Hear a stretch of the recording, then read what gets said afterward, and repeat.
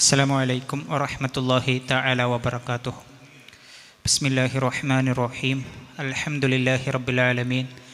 അസ്സലാത്തു വസ്സലാമു അലാ സയ്യിദിനാ മുഹമ്മദിൻ വഅലാ ആലിഹി വസഹ്ബിഹി അജ്മഈൻ. അമ്മാ ബഅദ്.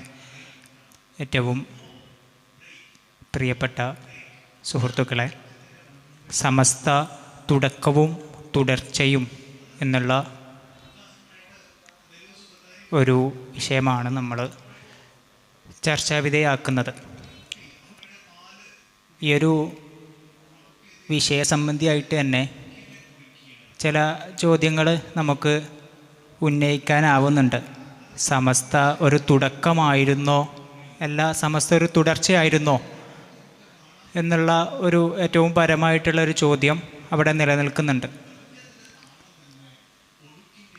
ഒരു പ്രത്യേക സാഹചര്യത്തിൽ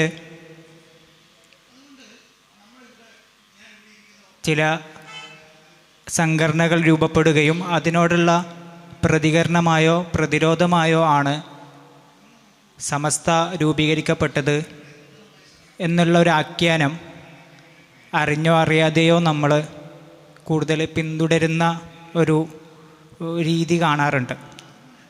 എന്നാൽ സമസ്തയുടെ ഒരു രൂപീകരണത്തെ കേരളത്തിൻ്റെ സാമുദായിക സാഹചര്യത്തിനപ്പുറത്ത് അന്നത്തെ ആഗോള സാഹചര്യങ്ങളിലും ദേശീയ മുന്നേറ്റങ്ങളിലൊക്കെ ചേർത്ത് വായിക്കുമ്പോൾ സമസ്ത രൂപീകരിക്കപ്പെടുന്നത് വളരെ നിർണായകമായിട്ടുള്ള ചരിത്രത്തിലെ ഒരു ദശാസന്ധിയിലാണ് എന്ന് തന്നെ തോന്നിപ്പോവാറുണ്ട്. ആ അർത്ഥത്തിൽ സമസ്തയുടെ രൂപീകരണം ഒരു തുടർച്ചയാണ്, ഒരു തുടക്കമല്ല എന്നുള്ള ഒരു ആശയം മുന്നോട്ട് വെച്ചുകൊണ്ട് ആരംഭിക്കണം എന്നാണ് എനിക്ക് തോന്നുന്നത്.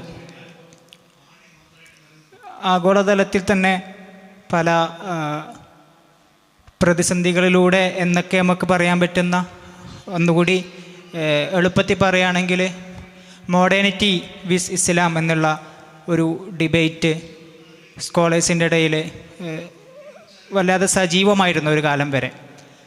ആ അർത്ഥത്തിൽ ജ്ഞാനശാസ്ത്രപരമായിട്ടുള്ള ഫിലോസഫി പരമായിട്ടുള്ള ഒരു ഏറ്റുമുട്ടൽ 1920കളിലോ അല്ലെങ്കിൽ അതിനു മുമ്പോ കൊളോണിയൽ മോഡേണിറ്റി വളരെ ശക്തമായി നമുക്കിടയിൽ സ്വാധീനം ചെലുത്തുന്ന കാലഘട്ടത്തിലാണ്.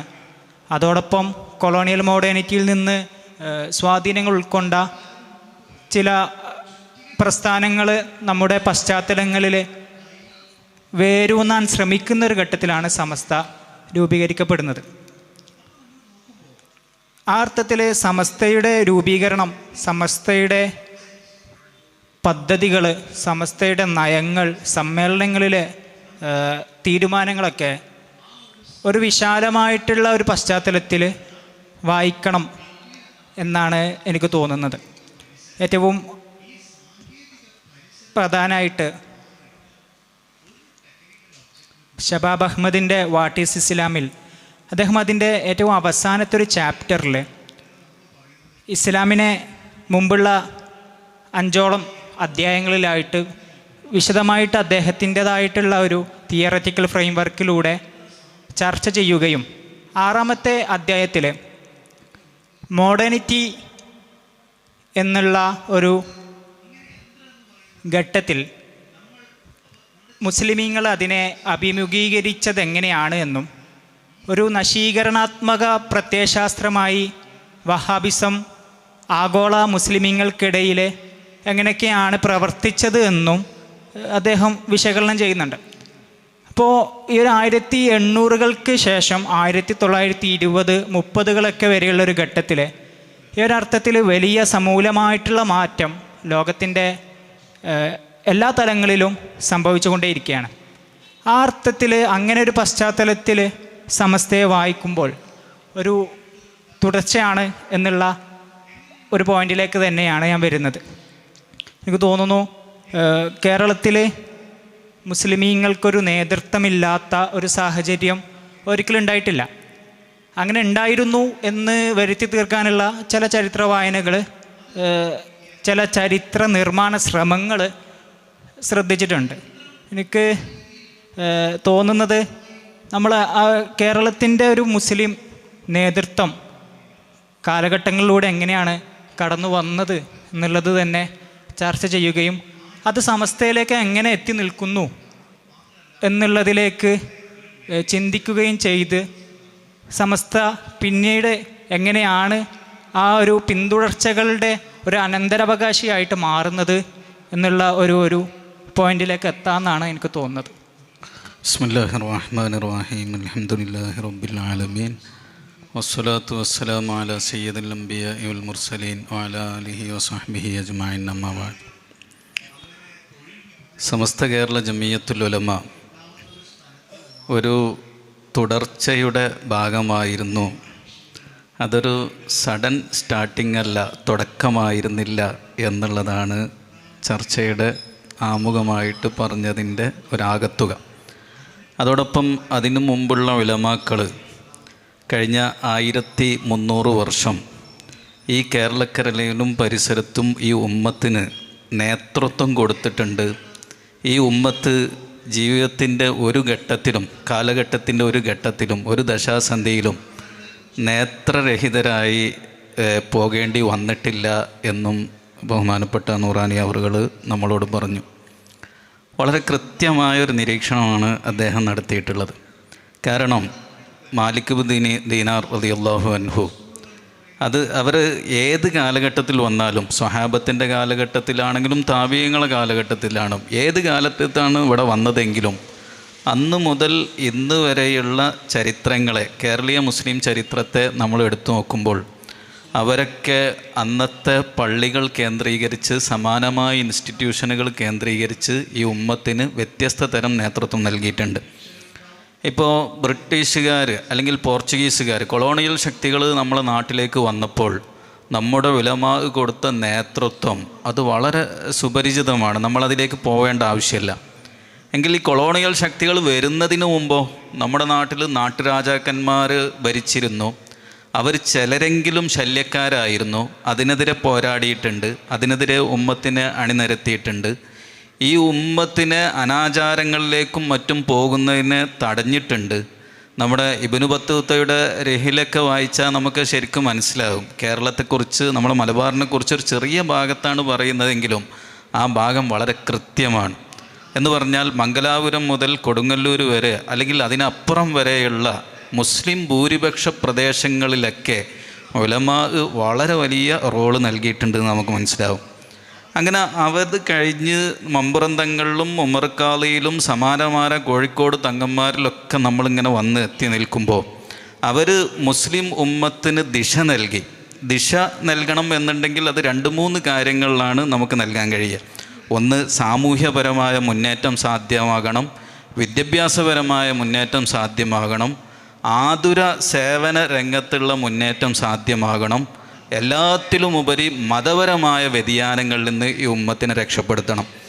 നമ്മൾ മനസ്സിലാക്കേണ്ടത്, നേരത്തെ ഇവിടെ കൊളോണിയൽ മോഡേണിറ്റിയെക്കുറിച്ചും അതുപോലെ ആ കാലഘട്ടത്തെക്കുറിച്ചും പരാമർശിച്ചു പോയി.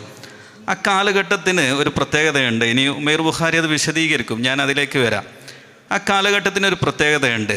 നജ്ദിയൻ ഇഖ്വാനിസം ലോകത്ത് വേര് പിടിച്ച ഒരു സമയമായിരുന്നു അത്. അതുപോലെ ഈജിപ്തിൽ പ്യുവർ ഇഖ്വാനുകൾ വേര് പിടിച്ചുകൊണ്ടിരിക്കുന്നൊരു കാലഘട്ടമായിരുന്നു അത്. എന്തായിരുന്നു ഇതിൻ്റെ ഒരു പ്രശ്നം? അത്തൗഹീദ് എന്ന് പറയുന്ന ഇബ്നു അബ്ദുൽ വഹാബിൻ്റെ ഗ്രന്ഥമെങ്ങാനും കേരളീയ മുസ്ലിങ്ങളുടെ ആധികാരിക മാനിഫെസ്റ്റോ ആയിരുന്നു എന്ന് വെക്കുക എങ്കിൽ കേരളം ഇന്ന് സിറിയയോ അല്ലെങ്കിൽ മൊസൂളോ അല്ലെങ്കിൽ സമാനമായി തീവ്രവാദികൾ വിളയാടുന്ന ഒരു കേന്ദ്രമായിട്ട് 100% പരിണമിക്കുമായിരുന്നു. ഒരു മുസ്ലിമിന് മറ്റൊരു മുസ്ലിമിനെ കൊല്ലാനുള്ള എല്ലാ അധികാരവും കത്തിയും കയറും നൽകുന്ന ലോകത്തെ ഏറ്റവും ശപിക്കപ്പെട്ട ഗ്രന്ഥമാണ് അത്തൗഹീദ് എന്ന് പറയുന്ന ഇബ്നു അബ്ദുൽ വഹാബിൻ്റെ ഗ്രന്ഥം. ആ ഗ്രന്ഥത്തെ ഉലമാ പിടിച്ചു വെച്ചു. അതിന് സമസ്ത കേരള ജമിയത്തുൽ ഉലമ വരുന്നതിന് മുമ്പ് തന്നെ ആ ഗ്രന്ഥം ഇവിടെ പ്രചരിപ്പിക്കാനുള്ള ശ്രമം നടത്തി. അന്നത്തെ ഉലമാ അതിനെ പിടിച്ചു വെച്ചു. അതുപോലെ ഇഖ്വാനി ആശയങ്ങൾ ഇവിടെ വരുന്നതിനെ തൊട്ട് തടഞ്ഞു വെച്ചു. ഇങ്ങനെ എല്ലാ നിലക്കും ഉമ്മത്തിന് ഒരു ദിശാബോധം, വ്യതിയാന ചിന്തകളിലേക്ക് പോകരുത് എന്ന് പണ്ട് മുതലേ ഉലമാ വളരെ കൃത്യതയോടുകൂടി മുന്നോട്ട് പോയിരുന്നു നമുക്കറിയാം. അതുപോലെ സാമൂഹ്യ പ്രവർത്തനങ്ങളിൽ അവരെത്രമാത്രം ശ്രദ്ധരായിരുന്നു എന്നുള്ളതിനെ നമ്മൾ വിശദീകരിക്കേണ്ട ആവശ്യമില്ല. മലബാറിലെ മുസ്ലിങ്ങൾക്ക് അല്ലെങ്കിൽ അമുസ്ലിങ്ങൾക്കും എത്രമാത്രം സാമൂഹ്യപരമായ ആതുര സേവന രംഗത്തുള്ള സേവനങ്ങളിലൂടെ മുന്നോട്ട് പോയി മമ്പുറം തങ്ങളും ഉമർ ഖാദിയും സമാനമായ ഓരോ ആലിമീങ്ങളും എത്രമാത്രം മുന്നോട്ട് പോയി എന്നുള്ളതൊക്കെ നമുക്കറിയാം. അതുകൊണ്ട് സമസ്ത രൂപീകരിച്ചു. 925 യോഗം ചേർന്നു, 926 രൂപീകരിച്ചു, ജൂൺ 26 രൂപീകരിച്ചു. ആ രൂപീകരിച്ച അന്ന് ഉലമാ ഇനി മുതൽ ഇങ്ങനെ പോകാം എന്നുള്ളതല്ല. കഴിഞ്ഞ കാലത്ത് ഈ ഉലമാ ചെയ്തതിനൊക്കെ അന്നത്തെ സാമൂഹ്യ പശ്ചാത്തലത്തിൽ ജനസംഖ്യ കൂടി, മുസ്ലിം പോപ്പുലേഷൻ കൂടി, രാഷ്ട്രത്തിൻ്റെ സംവിധാനങ്ങൾ കൂടി, അന്ന് ലോകത്ത് മൊത്തം ഒരു സംഘടനാപരമായ മുന്നേറ്റം വന്നു. കമ്മ്യൂണിസം സംഘടനയായി മാറി, ഫാസിസ്റ്റുകളുടെ സംഘടനകളുണ്ട്, അതുപോലെ മുസ്ലിങ്ങൾക്കിടയിൽ ഇഷ്ടം പോലെ സംഘടനകൾ വളർന്നു വന്നു. നമ്മുടെ നാട്ടിൽ തന്നെ വ്യത്യസ്ത സംഘടനകൾ വന്നു. അപ്പോൾ ജനങ്ങൾ വ്യക്തി കേന്ദ്രീകൃത ലീഡർഷിപ്പിൽ നിന്ന് സംഘടനാപരമായ ലീഡർഷിപ്പിലേക്ക് പൊതുവെ ലോകം മാറുന്ന ഒരവസ്ഥ അക്കാലഘട്ടത്തിലുണ്ടായിരുന്നു. അതുകൊണ്ട് തന്നെ ഉലമാ ആ നിലക്ക് വളരെ അഡ്വാൻസ്ഡായിട്ട് ചിന്തിക്കുകയും ഒരു നൂറ്റാണ്ട് മുമ്പ് എന്ന് പറഞ്ഞാൽ അന്നത്തെ ഏകദേശം ഒരു നൂറ്റാണ്ടായല്ലോ, 99 വർഷമായല്ലോ, ഒരു നൂറ്റാണ്ട് മുമ്പ് തന്നെ ഈ ഉമ്മത്തിന് അന്ത്യനാൾ വരെ എത്രമാത്രം കൃത്യമായി മുന്നോട്ട് പോകണം എന്ന് തീരുമാനിക്കുകയും ചെയ്തു. അതുകൊണ്ട് സമസ്ത കേരള ജമിയത്തുൽ ഉലമ തീർച്ചയായും അത് പഴയ ഉലമാഇൻ്റെ അവരുടെ ദിശണയുടെ ഒരു തുടർച്ച തന്നെയാണ്.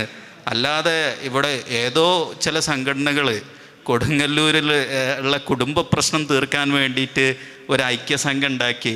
ആ കുടുംബ പ്രശ്നം തീർക്കുന്ന ഐക്യസംഘത്തിന് പണിയില്ലാതെ വന്നപ്പോൾ ഇഖ്വാനുകളുടെയും അതുപോലെ സലഫികളുടെയും ഗ്രന്ഥങ്ങളൊക്കെ വായിച്ച് പഠിച്ച് നേതൃത്വത്തിലേക്ക് വരാനുള്ള പുതിയ തുരുപ്പ് ഷീട്ടുകൾ ഉണ്ടാക്കി. അപ്പോൾ സമസ്തക്ക് നമ്മളെ ഉലമാ പെട്ടെന്ന് ജീവൻ നൽകി എന്ന് നമ്മൾ വിശ്വസിക്കുന്നതിൽ അർത്ഥമില്ല എന്ന് തന്നെയാണ് നമുക്ക് മനസ്സിലാകുന്നത്.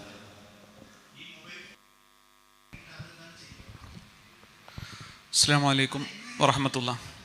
നേരത്തെ നൂറാനിയും ഫാറൂഖ് ഉസ്താദൊക്കെ പറഞ്ഞ പോലെ സമസ്ത ഒരു തുടർച്ചയാണ്.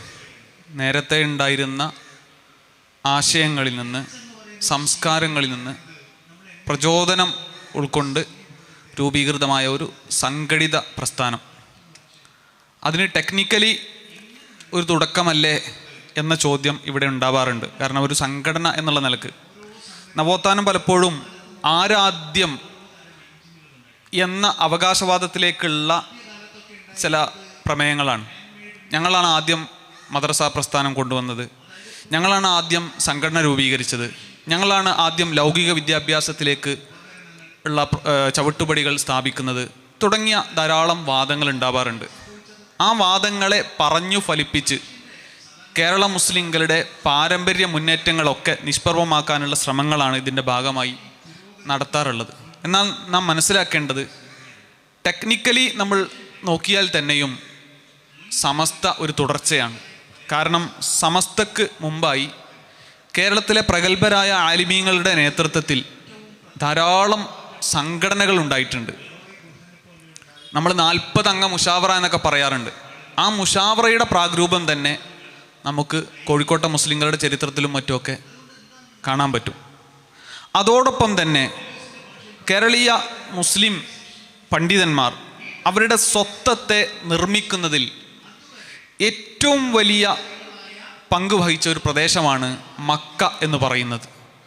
ആ മക്കയിലേക്ക് നിരന്തരമായ കുടിയേറ്റം 18, 19, 20 നൂറ്റാണ്ടുകളിലൊക്കെ നടക്കുന്നുണ്ട്. അത് അവസാനമായി നിലക്കുന്നത് സൗദി സലഫിസത്തിൻ്റെ കൃത്യമായ സ്വാധീനം ഹറമുകളിൽ വരുന്നതോടുകൂടിയാണ്. അതുവരെയും പണ്ഡിതന്മാർ ഹറമുകളെ സജീവമാക്കി നിലനിന്നിരുന്നു എന്നുള്ളതാണ്. അത് മലബാറിൽ നിന്ന് മാത്രമുള്ളവരല്ല, മറിച്ച് മിസ്രിൽ നിന്നുള്ളവരും ഇന്തോനേഷ്യയിൽ നിന്നുള്ളവരും അതുപോലെ മലേഷ്യയിൽ നിന്ന്, ഇങ്ങനെ സിംഗപ്പൂർ തുടങ്ങിയ എല്ലാ നാടുകളിൽ നിന്നുള്ള ആലിമീങ്ങൾക്ക് അവിടെ അവരുടെ ആശയങ്ങളും സംസ്കാരങ്ങളൊക്കെ പങ്കുവെക്കാനുള്ള, പ്രത്യേകിച്ചും തസൗഫിൻ്റെ ഒരു കൈമാറ്റം വളരെ വിപുലമായ തോതിൽ മക്കയിൽ നടന്നതായിട്ട് പഠനങ്ങൾ കാണിക്കുന്നുണ്ട്. അപ്പം അതിൽ മലബാറിലെ പണ്ഡിതന്മാരും പങ്കാളികളായിട്ടുണ്ട്. ആ ഒരു ശ്രേണിയിൽ നിന്നാണ് യഥാർത്ഥത്തിൽ ആഗോളതലത്തിൽ തന്നെ പാരമ്പര്യത്തെ സംരക്ഷിക്കാനുള്ള ഒരു മുന്നേറ്റത്തിൻ്റെ ഭാഗമായി സമസ്ത രൂപീകൃതമാകുന്നത്. കാരണം നമ്മൾ 1925 1926 എന്നുള്ളതിൻ്റെ ഒരു ആഗോള സ്വാധീനം നമ്മൾ മനസ്സിലാക്കേണ്ടതുണ്ട്. കാരണം ഇന്ന് കാണുന്ന ആധുനിക സൗദി ഭരണകൂടം നിലവിൽ വരുന്നത് അന്നാണ്. കാരണം 924 തുർക്കി ഖിലാഫത്തിനെ ബ്രിട്ടീഷ് സാമ്രാജ്യം ഇല്ലാതെയാക്കി.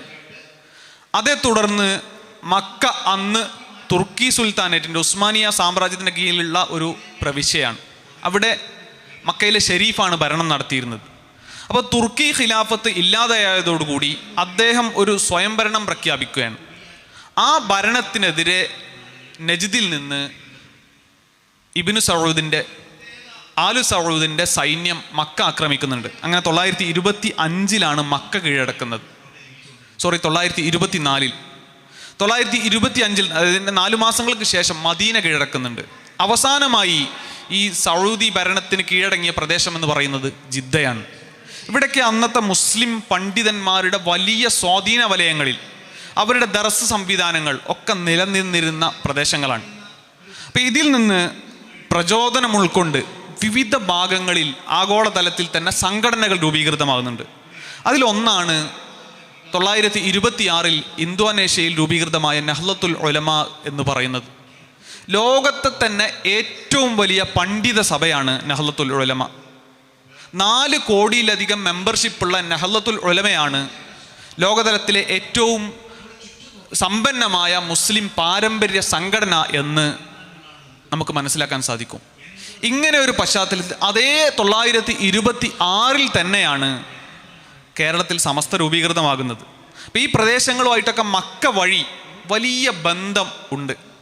റഷ്യയിൽ ദാഗസ്ഥാന് വഴിയും അതുപോലെ ചെച്നിയ വഴിയൊക്കെ ഉള്ള ബന്ധങ്ങൾ മലബാറിനൊരു കാലത്ത് ഉണ്ടായിരുന്നു. അങ്ങനെ ആഗോളതലത്തിൽ നടക്കുന്ന ചലനങ്ങളൊക്കെയും സ്വാഭാവികമായും ഇവിടെയുള്ള പണ്ഡിതന്മാരെ സ്വാധീനിച്ചിരിക്കണം. നമ്മൾ ഇന്തോനേഷ്യയെക്കുറിച്ച് പറയുമ്പോൾ അവിടെയുള്ള പാരമ്പര്യ സംസ്കാരങ്ങളെ പ്രചരിപ്പിക്കുവാൻ വേണ്ടിയാണ് നഹ്ലത്തുൽ ഉലമ രൂപീകൃതമാകുന്നത്.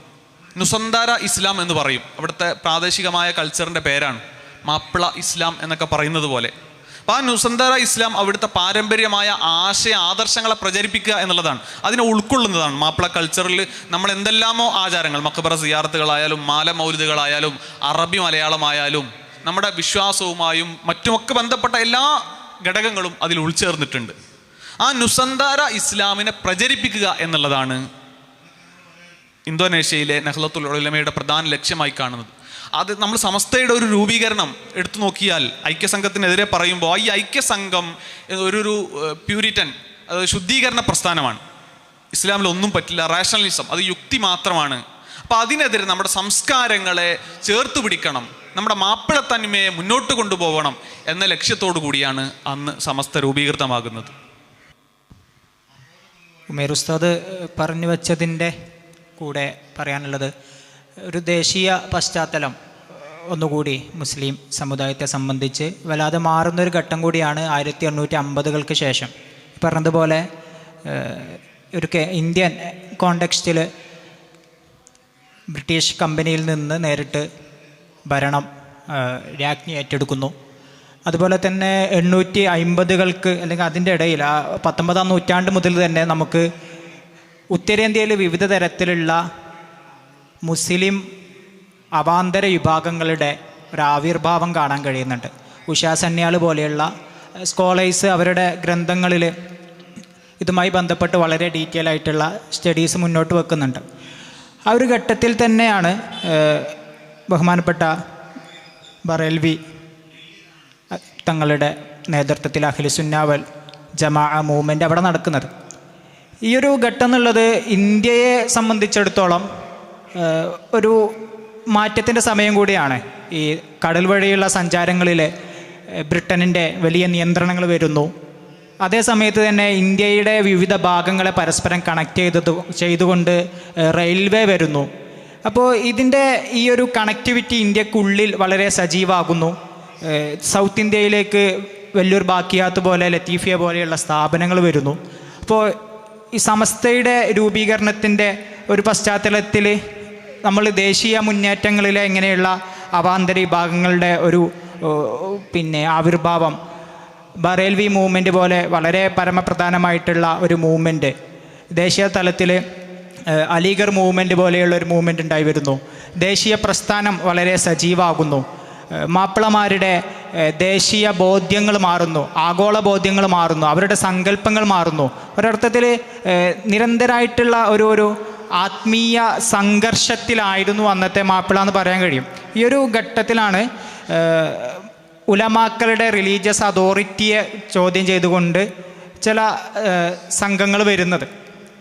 ആ ഒരു ഘട്ടത്തിൽ സമസ്ത എന്നുള്ളത് വളരെ ആധികാരികമായിട്ട് അതിനെയൊക്കെ മറികടക്കാനുള്ള ഒരു കാരണം ട്രഡീഷൻ എന്നുള്ള ഒരു വലിയ ഘടകമാണെന്ന് മനസ്സിലാക്കാൻ കഴിയും. ഈ റിലീജിയസ് അതോറിറ്റിയുമായി ബന്ധപ്പെട്ട് ലോകത്തിൻ്റെ വിവിധ ഭാഗങ്ങളിലെ റിലീജിയസ് അതോറിറ്റിയുമായി ബന്ധപ്പെട്ടുള്ള പഠനങ്ങൾ നമുക്ക് കാണാം. മൊറോക്കയിലെ, ഇന്തോനേഷ്യയിലെ. അപ്പോൾ അവിടെയൊക്കെ ഉണ്ടാകുന്ന ഈ ഒരു ആശങ്കകൾ, ഈ ഒരു സലഫിസം, വഹാബിസം പോലെയുള്ള ചെറിയ വിഭാഗങ്ങളുടെ ഒരു ആവിർഭാവത്തെ അവർ ഈ റിലീജിയസ് അതോറിറ്റി എന്നുള്ള വലിയൊരു പവർ കൊണ്ട് മറികടക്കുന്നുണ്ട് എന്ന് കാണാൻ കഴിയും. ഒന്നുകൂടി വ്യക്തമാക്കി പറഞ്ഞാൽ ഇസ്ലാമിൻ്റെ ഉള്ളിൽ ഒരു ഓർത്തഡോക്സ് സ്വഭാവം ഉണ്ട് എന്നും ആ ഓർത്തഡോക്സ് സ്വഭാവമാണ് ഇസ്ലാമിനെ ഏറ്റവും സജീവമായിട്ടുള്ള മതമായി നിലനിർത്തുന്നത് എന്നും 1980-കൾക്ക് ശേഷമുള്ള ആന്ത്രപ്പോളജിക്കൽ പഠനങ്ങളിൽ വളരെ ഏറ്റവും പ്രധാനപ്പെട്ട ഒരു കാരണമായിട്ട് പറയുന്നുണ്ട്. തലാൽ അസദിൻ്റെ ശേഷമാണ് അത് നമുക്ക് വല്ലാതെ കാണാൻ കഴിയുന്നത്. ഈ ഓർത്തഡോക്സ് സ്വഭാവമാണ് നവീകരണ സ്വഭാവമുള്ള സംഘടനകളെ പ്രതിരോധിക്കുന്നതിന് സമസ്തയ്ക്ക് ഏറ്റവും കൂടുതൽ ഒരു ശക്തി പകർന്നത് എന്ന് കാണാൻ കഴിയും. അഥവാ ഒരു മുസ്ലിം ചെയ്യേണ്ട വ്യവഹാരങ്ങളെ എപ്രകാരമായിരിക്കണം എന്നുള്ളത് കൃത്യമായി നിർവചിക്കാനും നിർണയിച്ചു കൊടുക്കാനും കഴിയുന്ന ഒരു ശക്തിക്കാണ് നമുക്ക് ട്രഡീഷൻ എന്ന് പറയാൻ കഴിയുക. ആ അർത്ഥത്തിൽ പ്രമാണബദ്ധമായിട്ടുള്ള ഒരു ട്രഡീഷൻ മുന്നോട്ട് വെക്കാൻ കഴിയുക 1920-കളുടെ പശ്ചാത്തലത്തിൽ കൃത്യമായിട്ട് ഒരു ചരിത്ര വേരുകളുള്ള ഒരു സംഘടനയ്ക്ക് മാത്രമാണ്. അതുകൊണ്ടാണ് 1920-കൾക്ക് ശേഷം 1960-കൾ വരെയുള്ള നിരവധി സംവാദങ്ങൾ കേരളത്തിൽ നടക്കുന്നുണ്ട്. അത് ഈ സമസ്തയുടെ ഒരു റിലീജിയസ് അതോറിറ്റിയെ ക്വസ്റ്റ്യൻ ചെയ്തുകൊണ്ടാണ്. ഈ മതഗ്രന്ഥങ്ങൾ വ്യാഖ്യാനിക്കാൻ, അതിനെ ഇത്തരത്തിലാണ് നിയമങ്ങൾ എന്ന് പറയാൻ നിങ്ങൾക്ക് എന്താണ് അധികാരം എന്നുള്ളൊരു ചോദ്യത്തിലാണ് പല സംവാദങ്ങളുടെയും ഒരു കാമ്പ് കിടക്കുന്നത്. അതിനെയൊക്കെയും കൃത്യമായിട്ട് പ്രതിരോധിക്കാനും മറുപടികൾ നൽകാനും സമസ്തയെ പ്രാപ്തമാക്കിയത് ഈ ട്രഡീഷൻ എന്നുള്ള ഒരു പ്രധാനപ്പെട്ട ഘടകമാണ് എന്ന് കാണാൻ കഴിയും. 2015 വന്നൊരു പഠനമുണ്ട്, കേരളത്തിലെ ഷിർക്ക് സംവാദങ്ങളെക്കുറിച്ചുള്ള ഒരു ആന്ത്രപ്പോളജിക്കൽ സ്റ്റഡിയാണ്. അപ്പോൾ അതിൽ വളരെ പ്രധാനപ്പെട്ട ഒരു കേസ് സ്റ്റഡി ആയിട്ട് പറയുന്നത് കുറ്റിച്ചിറ സംവാദമാണ്. ബഹുമാനപ്പെട്ട എ.പി. ഉസ്താദ്, ഇ.കെ. ഹസൻ ഉസ്താദൊക്കെ പങ്കെടുത്ത ആ കുറ്റിച്ചിറ സംവാദത്തെ മുൻനിർത്തിക്കൊണ്ട് എങ്ങനെയാണ് ഷിർക്ക് സംവാദങ്ങൾ ഇവിടെയുള്ള അവാന്തര വിഭാഗങ്ങൾക്ക് തന്നെ വലിയൊരു പ്രതിസന്ധിയായി മാറിയത് എന്ന് ആ ഒരു റിസർച്ച് പ്രബന്ധം പറയുന്നുണ്ട്. ആ അർത്ഥത്തിൽ 1920-കൾ മുതലുള്ള ഇത്തരത്തിലുള്ള ചില വെല്ലുവിളികൾ എന്ന് അവകാശപ്പെടുന്ന ചില ആശയഗതികളെ സമസ്തക്ക് കൃത്യമായിട്ട് മറികടക്കാനായത് ഈ ഒരു അർത്ഥത്തിൽ ഉമേർ ഉസ്താദ് പറഞ്ഞു വെച്ചതുപോലെയുള്ള ഒരു ട്രഡീഷൻ സമസ്തക്ക് കൃത്യമായിട്ട് ഉണ്ടായിരുന്നു എന്നുള്ളത് കൊണ്ടാണ് എന്നാണ് മനസ്സിലാക്കാൻ കഴിയുന്നത്. സമസ്തക്ക് വ്യക്തമായ ഒരു ട്രഡീഷൻ ഉണ്ടായിരുന്നു. ആ ട്രഡീഷൻ നമ്മൾ നേരത്തെ പറഞ്ഞതുപോലെ സ്വഹാബത്ത് മുതൽ നമ്മുടെ ഉലമ എത്തിപ്പെട്ട അന്ന് വരെ നമ്മൾ തുടർന്നു പോകുന്ന ഒരു ട്രഡീഷനായിരുന്നു. ആ ട്രഡീഷനെ ഒരു സംഘടിത രൂപത്തിലേക്ക് മാറ്റി ഇവിടെ സമസ്ത വന്നതിൻ്റെ ഒരു കാരണമാണ് നമ്മൾ ഇത്രയും നേരം പറഞ്ഞത്. നമ്മൾ മനസ്സിലാക്കേണ്ടത് നേരത്തെ പറഞ്ഞ പോലെ ഒരു ആത്മീയ സംഘർഷം നമ്മളെ നാട്ടിലൊക്കെ നിലനിന്നിരുന്ന ഒരു കാലഘട്ടത്തിലും കൂടിയാണ് സമസ്ത വരുന്നത്. ആ ആത്മീയ സംഘർഷം എന്ന് പറയുന്നത് അതിവിടെ സൃഷ്ടിച്ചെടുക്കുന്നതിൽ രണ്ട് വിഭാഗമാണ് വളരെയധികം റോള് വഹിച്ചത്, അല്ലെങ്കിൽ പൂർണ്ണമായിട്ടും റോളുണ്ടാക്കിയത്. ഒന്ന് കൊളോണിയൽ ശക്തികളാണ്, ബ്രിട്ടീഷുകാരാണ്. അവർ ഇവിടെ ആത്മീയ സംഘർഷം സൃഷ്ടിച്ചു. അതുപോലെ പുത്തനാശയക്കാർ, ഈ പുത്തനാശയക്കാരും ഇവിടെ നേരത്തെ പറഞ്ഞ പോലെ അതോറിറ്റിയെ ചോദ്യം ചെയ്തു. ഇപ്പം തെക്ക് ഭാഗത്തു നിന്നുള്ള ഒരു യൂസുഫ് ഇസുദ്ദീൻ എന്ന് പറയുന്ന ഒരാൾ കോഴിക്കോട് വന്ന് പ്രസംഗിച്ചപ്പോഴാണ് വരക്കൽ മുല്ലക്കോയ തങ്ങൾ ഇതിൻ്റെ ഒരു ആഴം എത്രമാത്രമാണ് ഈ സമൂഹത്തെ അത് ഗ്രസിച്ചിരിക്കുന്നത്, അല്ലെങ്കിൽ ഈ സാധാരണക്കാർ എത്രമാത്രമാണ് അത് ഈ ശരിയായ പാന്താവിൽ നിന്ന് പിന്നോട്ട് നയിക്കുക എന്നുള്ളത് അതിൻ്റെ ഒരു ആഴം മനസ്സിലാക്കുന്നത് എന്നൊക്കെ ചിലരെങ്കിലും എഴുതി വച്ചിട്ടുണ്ട്. ഇങ്ങനെ തെക്കിൽ നിന്നും വടക്കിൽ നിന്നും അതുപോലെ വിദേശ രാഷ്ട്രങ്ങളിൽ നിന്നൊക്കെ പഠിച്ചുവിടുന്ന പലതും മലബാറിലേക്ക് വന്നു, നമ്മുടെ നാട്ടിലേക്ക് വന്നു. ഇങ്ങനെ ഇവരൊക്കെ ഒരു അതോറിറ്റിയെ ചോദ്യം ചെയ്തു, റിലീജിയസ് ആയിട്ടുള്ള അതോറിറ്റിയെ ചോദ്യം ചെയ്തു. പണ്ഡിതന്മാരെ അവർ വളരെ മോശമായിട്ട് ചിത്രീകരിച്ചു. അങ്ങനെ ലോകത്ത് വ്യത്യസ്ത ദിക്കുകളിൽ നടന്ന എല്ലാ സംഭവങ്ങളും നമ്മുടെ നാട്ടിലും വന്നപ്പോൾ സ്വാഭാവികമായിട്ടും പണ്ഡിതന്മാർക്ക് അവർ സംഘടിക്കേണ്ടി വന്നു. നേരത്തെ പറഞ്ഞതുപോലെ അതിൻ്റെ മുമ്പൊക്കെ സംഘടനകൾ ഉണ്ടായിരുന്നു എന്നുണ്ടെങ്കിലും ആ സംഘടനയൊക്കെ കവച്ചു വെക്കുന്ന വളരെ ആധികാരികമായൊരു സംഘടിത രൂപം നമ്മുടെ ഉലമാവിന് വന്നു എന്ന് നമ്മൾ മനസ്സിലാക്കണം.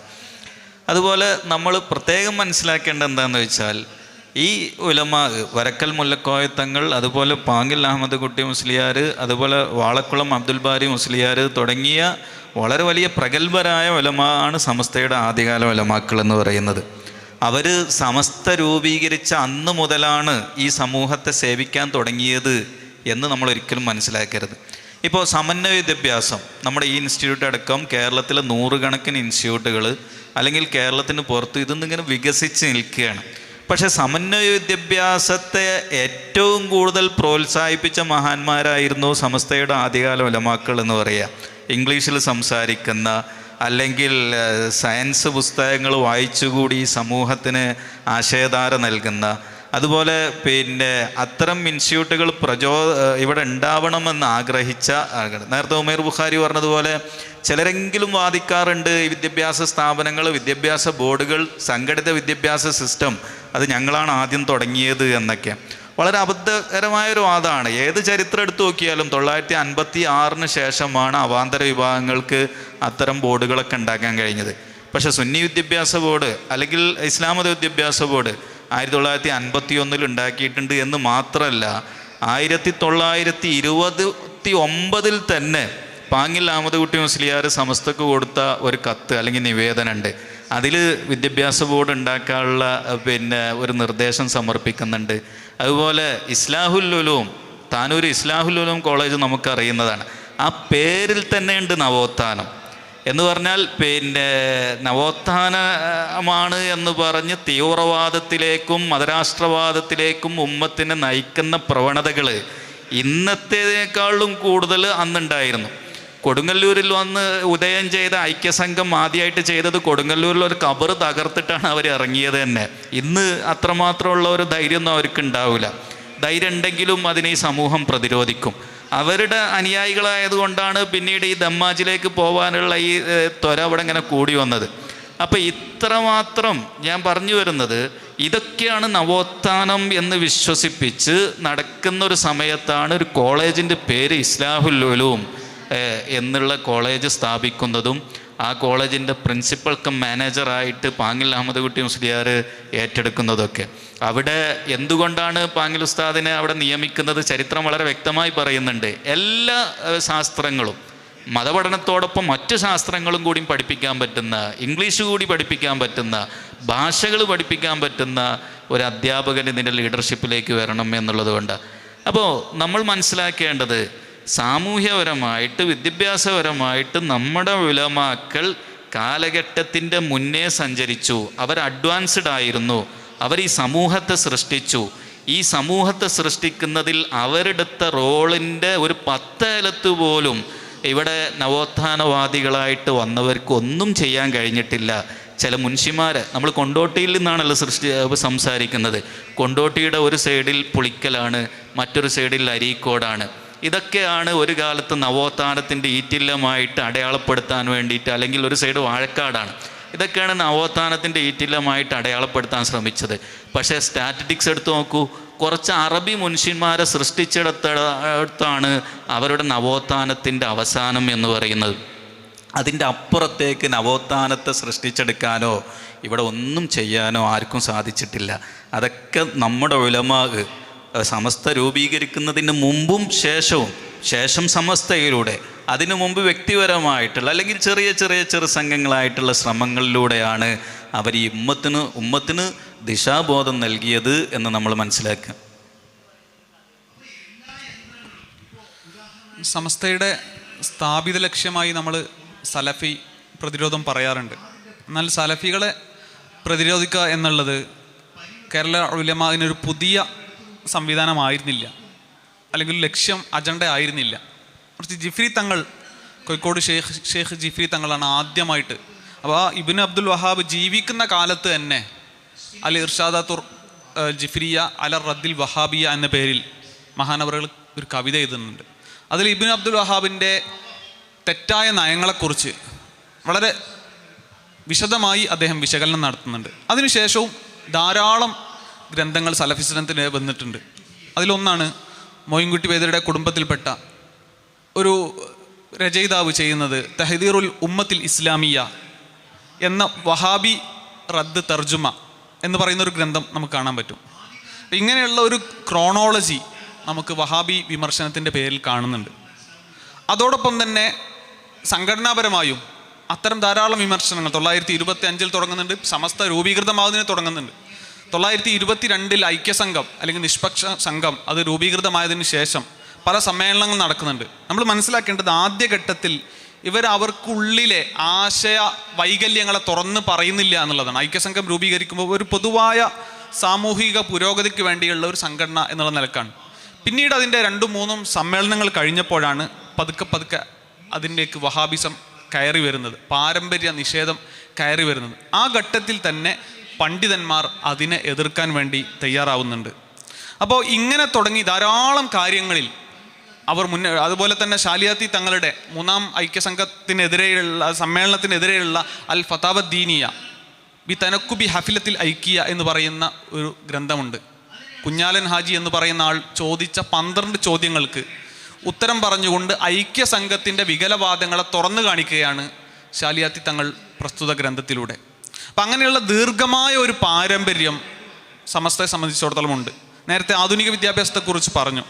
ഈ ആധുനിക വിദ്യാഭ്യാസം നമുക്ക് അതിനും പണ്ഡിതോചിതമായ ഒരുപാട് മുൻ മാതൃകകളുണ്ട്. നേരത്തെ സൂചിപ്പിച്ചു, കണ്ണൂരിൽ MA ഉസ്താദൊക്കെ തൻ്റെ ഗുരുവായി പരിചയപ്പെടുത്തുന്ന ഒരു കോയഞ്ഞിക്കയുണ്ട്. അദ്ദേഹം 1912 പ്രസിദ്ധീകരിച്ച ഒരു പുസ്തകമുണ്ട്. അതിൽ പറയുന്നത് കോഴിക്കോട് ഹിമായത്തുൽ ഇസ്ലാം സഭയിൽ നടക്കുന്ന സെമിനാറിൽ അദ്ദേഹം സ്ഥാപിച്ച മഅദിനുൽ ഉലൂം മദ്രസയിലെ വിദ്യാർത്ഥി നടത്തുന്ന ലെക്ചർ എന്നാണ് പ്രയോഗം. ഇത് അങ്ങനെ തന്നെയാണ് ഞാൻ പ്രയോഗിക്കുന്നത്. സെമിനാർ, ലെക്ചർ, ഇത്തരം ടേംസ് ഉപയോഗിച്ചുകൊണ്ട് തന്നെ അറബി മലയാളത്തിൽ അവർ ഗ്രന്ഥരചന നടത്തിയിട്ടുണ്ട് എന്നുള്ളതാണ്. അപ്പോൾ വൈജ്ഞാനികമായി എത്രത്തോളം മുൻപന്തിയിലായിരുന്നു കേരളത്തിലെ പണ്ഡിതന്മാർ എന്ന് നാം ചിന്തിക്കേണ്ടതുണ്ട്. മഹാനവറുകൾ ഒരുപാട് ത്വരീഖത്തിൻ്റെയും ഒരുപാട് പള്ളി മദ്രസകളുടെയും വക്താവായിരുന്നു, സ്ഥാപകനായിരുന്നു. അപ്പോൾ അങ്ങനെയുള്ള വലിയ പണ്ഡിതനാണ് കോയഞ്ഞിക്ക എന്ന് പറയുന്നത്. അപ്പോൾ ഇങ്ങനെയുള്ള ധാരാളം സംഭവ വികാസങ്ങൾ നമുക്ക് ചരിത്രത്തിൻ്റെ ഓരോ ഭാഗങ്ങളിലും കാണാൻ പറ്റും. അതുപോലെ തന്നെ മഞ്ചേരി ഹിദായത്തുൽ മുസ്ലിമീൻ സഭ, അതിൻ്റെ കീഴിൽ കൃത്യമായ മദ്രസ പാഠപുസ്തകങ്ങളും രചനകളൊക്കെ നടക്കുന്നുണ്ട്. അതിന് നേതൃത്വം നൽകിയിരുന്നത് മലപ്പുറം കുഞ്ഞിത്തങ്ങളാണ്. കുഞ്ഞിത്തങ്ങൾ എന്ന് പറയുന്നത് ഖാദിരിയ ത്വരീഖത്തിൻ്റെ ഷെയ്ഖാണ്. അതുപോലെ തന്നെ നാലകത്ത് മരക്കാരട്ടി മുസ്ലിയാരാണ്. അദ്ദേഹം ബദരിയത്ത് രചിച്ച പണ്ഡിതനാണ്. അതുപോലെ തന്നെ 1924 നേരത്തെ ഉസ്താദ് പറഞ്ഞതുപോലെ അസാസുൽ ഇസ്ലാം സഭയ്ക്ക് കീഴിൽ താനൂർ ഇസ്ലാഹുൽ ഉലൂം രൂപീകൃതമാകുന്നുണ്ട്. അതിൻ്റെ സമ്മേളനങ്ങളോടനുബന്ധിച്ചാണ് സമസ്തയുടെ 1-ാം സമ്മേളനം 1927 താനൂരിൽ വെച്ച് നടക്കുന്നത്. പ്രസ്തുത സമ്മേളനത്തിലൊക്കെ മതവിദ്യാഭ്യാസത്തിന് എതിരാവാത്ത ലൗകിക വിദ്യാഭ്യാസത്തിന് പ്രോത്സാഹനം നൽകുക എന്ന് പ്രമേയങ്ങളിൽ സൂചിപ്പിക്കുന്നുണ്ട്. അത് സമസ്തയുടെ പല സമ്മേളനങ്ങളിലും ആ പരാമർശങ്ങൾ നമുക്ക് കാണാൻ പറ്റും. അത് അൽബയാൻ 1927 സമ്മേളനാനന്തരം അൽബയാൻ നിലവിൽ വരുന്നുണ്ട്. ആ അൽബയാനിലും ഇത്തരം ധാരാളം പ്രമേയങ്ങൾ കാണാം. താനൂർ ഇസ്ലാഹുൽ ഉലൂമിൻ്റെ ഭരണഘടന പരിശോധിച്ച് നോക്കിയാൽ അത് ലൗകിക വിദ്യാഭ്യാസം, ഇംഗ്ലീഷ് ഉൾപ്പെടെയുള്ള വിദ്യാഭ്യാസത്തിന് പ്രോത്സാഹനം നൽകിയതായി നമുക്ക് കാണാൻ സാധിക്കും. അപ്പോൾ സമസ്ത എന്ന് പറയുന്നത് ഒരു ആകസ്മികമായ ഉത്ഭവമായിരുന്നില്ല, മറിച്ച് ദീർഘകാല ഒരു പ്രയാണത്തിൻ്റെ തുടർച്ചയായിരുന്നു സമസ്ത എന്ന് പറയുന്നത്. ആ മേഖലകളിലൊക്കെ, അത്തരം മേഖലകളിൽ സാമുദായിക സമുദാരണത്തിന് വേണ്ടി എന്തൊക്കെ കാര്യങ്ങൾ സമസ്ത, എല്ലാ കാര്യങ്ങളും സമസ്ത അതിൽ കൈവച്ചിട്ടുണ്ട്. പിന്നെ നമ്മൾ മനസ്സിലാക്കേണ്ട ഒരു കാര്യം, സമസ്തയുടെ സമ്മേളനങ്ങളുമായി ബന്ധപ്പെട്ട് ഏത് സമ്മേളനങ്ങൾ നടക്കുമ്പോഴും ആ പ്രദേശങ്ങളിലൊക്കെ അതിന് മുമ്പൊരു പൂർവ്വ സംഘടന ഉണ്ടായിരുന്നു എന്നുള്ളതാണ്. ഇപ്പോൾ മണ്ണാർക്കാടാണെങ്കിൽ, അതുപോലെ തന്നെ ചെമ്മൻകുഴിയിലാണെങ്കിൽ അവിടെയൊക്കെ പാരമ്പര്യമായി രൂപീകൃതമായ മുസ്ലിം സംഘടനകൾ ഉണ്ടായിരുന്നു. ആ സംഘടനയുടെ മേൽ സംഘടനയാണ് ജമിയത്തുൽ ഉലമ, സമസ്ത കേരള ജമിയത്തുൽ ഉലമ വരുന്നത് എന്ന് നമുക്ക് മനസ്സിലാക്കാൻ പറ്റും. ലിവാഉൽ ഇസ്ലാം സഭ, ജവാഹിറുൽ ഉലൂം സഭ, മഅദിനുൽ ഉലൂം സഭ, ഇങ്ങനെ തുടങ്ങി ധാരാളം പണ്ഡിത കൂട്ടായ്മകൾ ദർസിൻ്റെ പരിപോഷണത്തിന് വേണ്ടി നടത്തുന്നുണ്ട്. നേരത്തെ പറഞ്ഞു പാങ്ങലുസ്താദിനെ താനൂർ ഇസ്ലാഹുൽ ഉലൂമിനെ ഡയറക്ടർ അല്ലെങ്കിൽ മാനേജറായി അല്ലെങ്കിൽ മണ്ണാർക്കാട് സ്ഥാപനത്തിൻ്റെ അതോറിറ്റിയായി നിയമിക്കുന്നത് ഒക്കെ ഈ അർത്ഥത്തിലുള്ള സകല വിദ്യാഭ്യാസവും ആർജിക്കാൻ വിദ്യാർത്ഥികളെ പ്രേരിപ്പിക്കുന്ന ഒരു ഗുരുനാഥൻ എന്നുള്ള നിലക്കാണ്. അപ്പോൾ ഈ രൂപത്തിലൊക്കെ വലിയ മുൻ മാതൃകകൾ സമസ്തക്കുണ്ട്. അതിൻ്റെ ഒരു തുടർച്ചയായിരുന്നു സമസ്ത കേരള ജമിയത്തുൽ ഉലമ 1926 രൂപീകൃതമാകുന്നത്. ഉമേർ ഉസ്താദ് പറഞ്ഞതിൻ്റെ ഒന്നുകൂടി ഒരു വിശാലമായിട്ടുള്ള ഒരു പശ്ചാത്തലം, കേരളത്തിലെ ഒരു മുസ്ലിം ചരിത്രത്തിൽ നമ്മൾ പിന്തുടരുന്ന ഒരു ദ്വന്ദ്ങ്ങളാണ് പാരമ്പര്യവാദികളെ ഒരു പിന്തിരിപ്പൻ ഒരു പശ്ചാത്തലത്തിലും അവാന്തര വിഭാഗങ്ങളെ പുരോഗമനവാദികളായിട്ട് അവതരിപ്പിക്കുന്ന ഒരു സമ്പ്രദായം. നമുക്ക് ഒന്നുകൂടി ഒരു വിശാലമായിട്ടുള്ള ഒരു ഫ്രെയിം വർക്കിലേക്ക് പോവുകയാണെങ്കിൽ റോളണ്ട് ഡി മില്ലറുടെ പുസ്തകം നമ്മൾ പലപ്പോഴും റെഫർ ചെയ്യുന്നൊരു പുസ്തകമാണ്. അദ്ദേഹം അടിസ്ഥാനപരമായിട്ട് ഒരു പ്രൊട്ടസ്റ്റൻ്റ് പുരോഹിതനാണ്. അപ്പോൾ അദ്ദേഹം കേരള മുസ്ലിങ്ങളെക്കുറിച്ചുള്ള അദ്ദേഹത്തിൻ്റെ പഠനത്തിൽ പിന്തുടരുന്നത് വളരെ യൂറോസെൻട്രിക് ആയിട്ടുള്ള ഒരു കൺസെപ്റ്റാണ്. ഇവിടുത്തെ പാരമ്പര്യവാദികളായ മുസ്ലിമീങ്ങളെ യൂറോപ്പിലെ കാത്തോലിക് ക്രിസ്ത്യൻസുമായിട്ടും ഇവിടുത്തെ അവാന്തര വിഭാഗങ്ങളെ പ്രൊട്ടസ്റ്റൻ്റ് ക്രിസ്ത്യൻസുമായിട്ടാണ് അദ്ദേഹം തുലനപ്പെടുത്തുന്നത്. അത്തരത്തിലുള്ള ചില വായനകൾ ഒരുപക്ഷെ അദ്ദേഹത്തിന് മുമ്പും ഇവിടെ നടക്കുന്നുണ്ട്. അങ്ങനെ ഒരു മാതൃകയിലുള്ള ചരിത്ര പഠനങ്ങൾ സമസ്തയുടെ ഇത്തരത്തിലുള്ള മുന്നേറ്റങ്ങളെ അവഗണിക്കുകയും, ഒന്നുകൂടി പറഞ്ഞാൽ ഈ ഗ്ലോബൽ ഹിസ്റ്ററി പോലെയുള്ള പുതിയ ചരിത്ര രചന സിദ്ധാന്തങ്ങളൊക്കെ രൂപപ്പെട്ടപ്പോഴാണ് മുസ്ലിമീങ്ങളെക്കുറിച്ച് പഠിക്കുന്നതിൽ യൂറോസെൻട്രിക് ആയിട്ടുള്ള ഇത്തരത്തിലുള്ള ഹിസ്റ്റോറിയോഗ്രഫിക്കൽ മെത്തേഡുകൾക്ക് വലിയ പരിമിതി ഉണ്ട് എന്നുള്ള ഒരു ചിന്ത വരുന്നത്. 1990കളിലൊക്കെ ഉയർന്നു വന്ന മൾട്ടിപ്പിൾ മോഡേണിറ്റി പോലെയുള്ള തിയറികളൊക്കെ ഓരോ സമൂഹത്തിന് അവരുടേതായിട്ടുള്ളൊരു മോഡേണിറ്റി ഉണ്ട്. അപ്പോൾ അവരുടെ മോഡേണിറ്റിയെ മനസ്സിലാക്കി കൊണ്ടുവേണം അവരെ പഠിക്കാൻ. അതിന് പകരം കൊളോണിയൽ മോഡേണിറ്റി അല്ലെങ്കിൽ യൂറോപ്യൻ മോഡേണിറ്റിയുടെ ഒരു അളവുകോലിൽ ഓരോ സമൂഹങ്ങളെയും, പ്രത്യേകിച്ച് ഏഷ്യയിലെയും ആഫ്രിക്കയിലേക്കുള്ള സമൂഹങ്ങളെ പഠിക്കുന്നതിൽ വലിയ പരിമിതി ഉണ്ട് എന്ന് പറഞ്ഞു വെക്കുന്നുണ്ട്. ആ ഒരു തരത്തിലുള്ള ചരിത്ര വായനകൾ നിലവിൽ ചോദ്യം ചെയ്യപ്പെട്ടുകൊണ്ടേയിരിക്കുകയാണ്. എനിക്ക് തോന്നുന്നു 2000കളുടെ ഒരു തുടക്കം മുതൽ കേരളത്തിലെ നവോത്ഥാന ബിംബങ്ങളെ ചരിത്ര ഗവേഷകർ ചോദ്യം ചെയ്യുകയും അത് മുസ്ലിം സമൂഹത്തിൻ്റെ അപ്പുറത്തേക്ക് കേരളത്തിൽ ആഘോഷിക്കപ്പെടുന്ന നവോത്ഥാനം എത്രത്തോളം നവോത്ഥാനമായിരുന്നു എന്നുള്ളൊരു ചോദ്യം ഉയർത്തപ്പെടുകയും ചെയ്തിട്ടുണ്ട്. അത് ഈ സഭകളുടെ ചരിത്രം ഒരർത്ഥത്തിൽ മമ്പുറം തങ്ങൾക്ക് ശേഷം, വെളിയങ്കോട് ഉമർ ഖാദിക്ക് ശേഷം സമസ്തയുടെ ഒരു രൂപീകരണം വരെ ഇവിടെ ഉണ്ടായിരുന്ന മുസ്ലിമീങ്ങളുടെ സർവമാന നേതൃത്വം, ഇവിടെ ഉണ്ടായിരുന്ന നവോത്ഥാന നേതാക്കൾ എന്ന് ഒരു കാലഘട്ടത്തിൽ വിശേഷിപ്പിക്കപ്പെട്ടിരുന്നവരായിരുന്നു എന്നുള്ള ഒരു വാദഗതി, അതിനെ 2000ങ്ങൾക്ക് ശേഷം കൃത്യമായിട്ട് തെളിവുകളുടെ അടിസ്ഥാനത്തിൽ തന്നെ ചോദ്യം ചെയ്യുകയും കൂടുതൽ അന്വേഷണങ്ങൾ വരുമ്പോൾ മക്തിത്തങ്ങളെ പോലെയുള്ള പ്രധാനപ്പെട്ട നവോത്ഥാന ചാപ്പ കുത്തപ്പെട്ട വ്യക്തികൾ പുരോഗമനവാദികൾക്ക് കൊണ്ടു നടക്കാൻ കഴിയാത്ത തികഞ്ഞ പാരമ്പര്യവാദിയായ ഒരു സുന്നിയായിരുന്നു എന്ന തരത്തിലേക്ക് വായനകൾ മാറിയിട്ടുണ്ട്. ആ അർത്ഥത്തിൽ സമസ്തയെക്കുറിച്ചുള്ള പഠനങ്ങൾ, സമസ്തയെക്കുറിച്ചുള്ള വായനകൾ, സമസ്തയുടെ പ്രമേയങ്ങൾ ഒരു സവിശേഷമായ രീതിശാസ്ത്രത്തിൽ തന്നെ വായിക്കപ്പെട്ടാൽ ഒരുപക്ഷെ കൂടുതൽ ചരിത്രപരമായിട്ടുള്ള നരവംശാസ്ത്രപരമായിട്ടുള്ള കൺക്ലൂഷനുകളിലേക്ക്, ഫൈൻഡിങ്സിലേക്ക് എത്താൻ കഴിയും എന്നുള്ള ഒരു ആശയം പങ്കുവെക്കണമെന്ന് തോന്നുന്നു.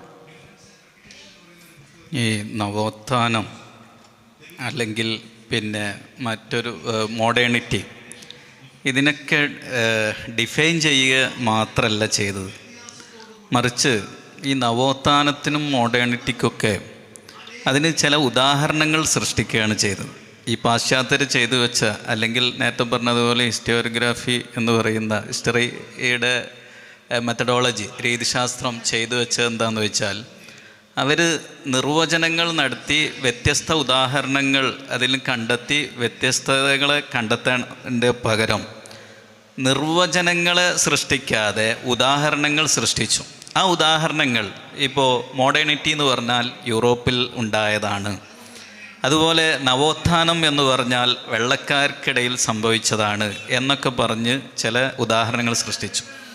ഈ ഉദാഹരണങ്ങൾ മാത്രമാണ് ലോകത്തിൻ്റെ നവോത്ഥാനം എന്ന് വിശ്വസിച്ചവരാണ് യഥാർത്ഥത്തിൽ കേരളത്തിലെ നവോത്ഥാനവാദികൾ അല്ലെങ്കിൽ നവീനവാദികൾ എന്ന് നമുക്ക് ശരിക്കും മനസ്സിലാവും. അതെവിടുന്നാണ് വന്നതെന്ന് ചോദിച്ചാൽ, ഫ്രഞ്ചുകാർ നെപ്പോളിയനും ടീമും പിന്നെ ഈജിപ്ത് കീഴടക്കി. ഞാൻ ചരിത്രത്തിലേക്ക് പോകില്ല. ഈജിപ്ത് കീഴടക്കി. ഈജിപ്തിലെ നവീനവാദികൾ ഫ്രാൻസിനോട് പൂർണ്ണമായും കടപ്പെട്ടു. അവരെ പല മാഗസിന് പോലും ഫ്രാൻസിൽ നിന്നാണ് അടിച്ചിറക്കിയത് നമുക്കൊക്കെ അറിയാം. ഈജിപ്തിലെ ഏറ്റവും വലിയ ലൈബ്രറി ഫ്രാൻസാണ് സ്ഥാപിച്ചു കൊടുത്തത്. അങ്ങനെ റഷീദ് റിള, മുഹമ്മദ് അബ്ദു, ജമാലുദ്ദീൻ അഫ്ഗാനി ഇങ്ങനെയുള്ളവരൊക്കെ ഈ യൂറോപ്പിലെ പാൻറ്റും കുപ്പായവും മുസ്ലിം പണ്ഡിതന്മാർ ധരിച്ചാൽ അത് നവോത്ഥാനമായി.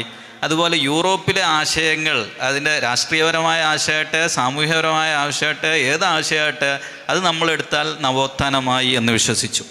അതിന് അപ്പടി അൽമനാർ മാഗസിൻ മുഖേനയും മറ്റുമൊക്കെ നമ്മുടെ നാട്ടിലെ ചില നവീനവാദികൾ ഉപയോഗിച്ചു.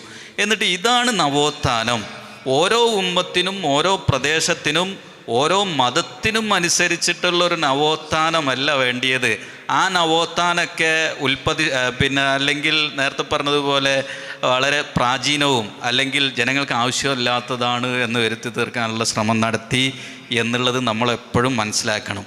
ഇപ്പോഴും ചിലരെങ്കിലും വിശ്വസിക്കുന്നത് ഈ സമൂഹത്തെ തീവ്രവാദത്തിലേക്കും മതരാഷ്ട്രവാദത്തിലേക്കും വലിച്ചിഴക്കുന്ന, അതിനു വേണ്ടിയിട്ട് നിരന്തരം ആയുധങ്ങളും സന്നാഹങ്ങളും ഒരുക്കിക്കൂട്ടുന്ന ആളുകളാണ് ഈ കേരളത്തിൻ്റെ നവോത്ഥാന സൃഷ്ടിപ്പിൽ ഭാഗമായത് എന്ന് ചിലരെങ്കിലും പൊതുസമൂഹത്തിൽ, മുസ്ലിം സമൂഹത്തിൽ അങ്ങനെ ആരും വിശ്വസിക്കാനിടയില്ല, പൊതുസമൂഹത്തിൽ ചിലരെങ്കിലും വിശ്വസിക്കുന്ന കാലത്താണ് നമ്മളൊക്കെ ഉള്ളത്. അപ്പോൾ ഈ സമസ്ത കേരള ജമിയത്തുൽ ഉലമ, അതിൻ്റെ പഴയകാല ഉലമാവും പുതിയ കാല ഉലമാവും പണ്ഡിതന്മാരും ഇല്ലായിരുന്നുവെങ്കിൽ കേരളത്തിൽ ഉണ്ടാകേണ്ട ഒരു സാമൂഹ്യപരമായ അരക്ഷിതാവസ്ഥ നമ്മൾ ശരിക്കും മനസ്സിലാക്കിയാൽ തന്നെ നവോത്ഥാനം എന്നുള്ളത് നമ്മളെ കേരളത്തിൽ ഏതർത്ഥത്തിലും സംഭവിച്ചത് നമ്മുടെ പണ്ഡിതന്മാർ, സമൂഹത്തിലെ പണ്ഡിതന്മാരെ കൊണ്ടാണ് എന്ന് നമുക്ക് മനസ്സിലാവും. അതുപോലെ നേരത്തെ ഉമേർ ബുഖാരി ലൗകിക വിദ്യാഭ്യാസം എന്നൊക്കെ പറഞ്ഞല്ലോ. സമസ്തയുടെ ഉദ്ദേശ ലക്ഷ്യങ്ങൾ 5ആയിട്ടോ 6ആയിട്ടോ ക്ലാസിഫൈ ചെയ്തിട്ടുണ്ട്. സമസ്തയുടെ ഭരണഘടനയിലുണ്ട് എന്നാണ് എനിക്ക് തോന്നുന്നത്. അതിൽ 3-ാമത്തെ ആർട്ടിക്കിളായിട്ട് പറയുന്നത് മതവിദ്യാഭ്യാസത്തിന് എതിരാകാത്ത ലൗകിക വിദ്യാഭ്യാസത്തെ സമസ്തയും പോഷക സംഘടനകളും ഉലമാവും പ്രോത്സാഹിപ്പിക്കണം എന്നാണ്.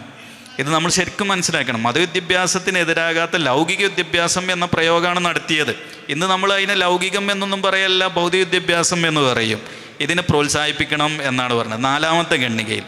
3-ാമത്തെ ഖണ്ഡികയിലോ മുസ്ലിം സമൂഹത്തിന് ആവശ്യമായിട്ട് ഭരണപരമായിട്ടും അല്ലാത്തതും ആവശ്യമായിട്ടുള്ള അവകാശങ്ങൾ നേടിയെടുക്കുകയും സംരക്ഷിക്കുകയും ചെയ്യണം എന്ന് സമസ്ത കേരള ജമിയത്തുൽ ഉലമ രൂപീകരിച്ച ഘട്ടത്തിൽ തന്നെ അതിൻ്റെ ഉദ്ദേശ ലക്ഷ്യങ്ങളായിട്ട് വിലയിരുത്തുകയാണ്, എഴുതി വെക്കുകയാണ്. നമ്മൾ മനസ്സിലാക്കേണ്ടത്, ഇങ്ങനെ ഒരു നൂറ്റാണ്ട് മുമ്പ് ഈ ഉമ്മത്തിൻ്റെ അവകാശങ്ങൾ നേടിയെടുക്കാനാണ് ഞങ്ങളുടെ പ്രസ്ഥാനം. ഈ ഉമ്മത്തിന് ഭരണപരമായ അവകാശങ്ങളുണ്ട്, സാമൂഹ്യപരമായ അവകാശങ്ങളുണ്ട്. ആ അവകാശങ്ങളെ സംരക്ഷിക്കണം, നേടിയെടുക്കണം എന്ന് പറഞ്ഞ ഒരു പ്രസ്ഥാനത്തിൻ്റെ ആളുകളാണ് നമ്മൾ, അല്ലെങ്കിൽ നമ്മൾ സമസ്ത എന്ന് പറയുന്നത്. ഇതുപോലെ മതവിദ്യാഭ്യാസത്തിന് എതിരാകാത്ത ലൗകിക വിദ്യാഭ്യാസത്തെ പ്രോത്സാഹിപ്പിച്ചേ പറ്റൂ എന്ന് ഭരണഘടനയുടെ ഉദ്ദേശ ലക്ഷ്യങ്ങളിൽ എഴുതി വച്ച ഒരു പ്രസ്ഥാനമാണ് സമസ്ത കേരള ജമിയത്തുൽ ഉലമ.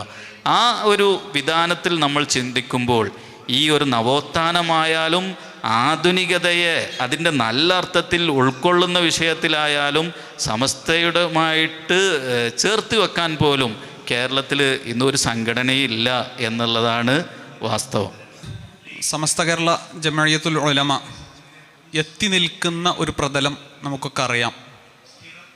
അജയ്യമായ ഒരു പ്രാസ്ഥാനിക മുന്നേറ്റമായി ഈ സംഘവ്യൂഹം മാറിയിട്ടുണ്ട്.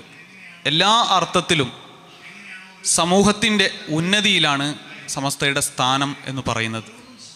എന്തുകൊണ്ട് ഇങ്ങനെ സംഭവിച്ചു എന്നുള്ളതിനുള്ള ഉത്തരം ഏതൊരു പശ്ചാത്തലത്തിലാണോ, ഏതൊക്കെ ലക്ഷ്യം വെച്ചുകൊണ്ടാണോ സമസ്ത രൂപീകൃതമായത്, അല്ലെങ്കിൽ ഒരു സംഘടനയ്ക്ക് ബീജാവാപം നൽകിയത്, അതിൻ്റെ ഒരു ഔന്നത്യം കൊണ്ടാണ് ഇന്ന് നാം എത്തി നിൽക്കുന്ന ഒരു ഘട്ടത്തിലേക്ക് സമസ്ത കേരള ജമിയത്തുൽ ഉലമ എത്തിയിട്ടുള്ളത് എന്നുള്ളതാണ്. കാരണം നേരത്തെ പാനലിസ്റ്റുകളൊക്കെ സൂചിപ്പിച്ചു, അതിൻ്റെ രൂപീകരണ ലക്ഷ്യങ്ങൾ, ഉത്ഭവ കാരണങ്ങൾ, അന്നത്തെ പശ്ചാത്തലങ്ങൾ എന്ന് പറയുന്നത് വളരെ ഉദാത്തമായിരുന്നു. എല്ലാ അർത്ഥത്തിലുള്ള സാമൂഹിക പുരോഗതിക്ക് ചുക്കാൻ പിടിച്ചുകൊണ്ടാണ് സമസ്ത കേരള ജമിയത്തുൽ ഉലമ അതിൻ്റെ രൂപീകരണത്തിലേക്ക് നടന്നു നീങ്ങിയത്. ഓരോ ഘട്ടത്തിലും നമുക്ക് അത്തരം കാര്യങ്ങൾ കാണാൻ സാധിക്കും. 929 അൽബയാനിലെ ഒരു ഭാഗം ഓർക്കുകയാണ്. അതിൽ അന്ന് സമസ്ത പ്രമേയം പ്രസിദ്ധീകരിക്കുന്നത് അന്ന് 1929 ഇന്ത്യ ഗവൺമെൻറ് നടപ്പിലാക്കിയ ശാരദ ആക്ടിനെ കുറിച്ചാണ്. വിവാഹപ്രായം ഉയർത്തുന്നതിനെതിരെ ഇന്നും ഇസ്ലാമിക നിയമങ്ങൾ, ഇസ്ലാമിക മൂല്യങ്ങൾ അത് ഉൾക്കൊണ്ടുകൊണ്ടാണ് അത്തരം വിഷയങ്ങൾ നമ്മളൊക്കെ നിലപാടെടുക്കാറുള്ളത്. അത്തരം വിഷയങ്ങൾ സമസ്ത കൈകാര്യം ചെയ്യുന്നുണ്ട്. ഭരണപരമായ, സാമൂഹികമായ, വൈജ്ഞാനികമായ അത്തരം കാര്യങ്ങളൊക്കെ വളരെ കൃത്യമായി സമസ്ത എല്ലാ കാലത്തും അതിൻ്റെ രൂപീകരണം മുതൽ ഇന്ന് വരെ നടത്തിപ്പോന്നിട്ടുണ്ട്. അപ്പം അതിൻ്റെയൊക്കെ തുടർച്ചയായി ഇന്നത്തെ ഒരു ഉന്നതിയിലേക്ക് ഈ പ്രസ്ഥാനം എത്തി എന്നുള്ളതാണ് വസ്തുത. നമുക്ക് അതിന് ഒരുപാട് ധാരാളം തെളിവുകൾ നമുക്ക് കാണാൻ സാധിക്കും.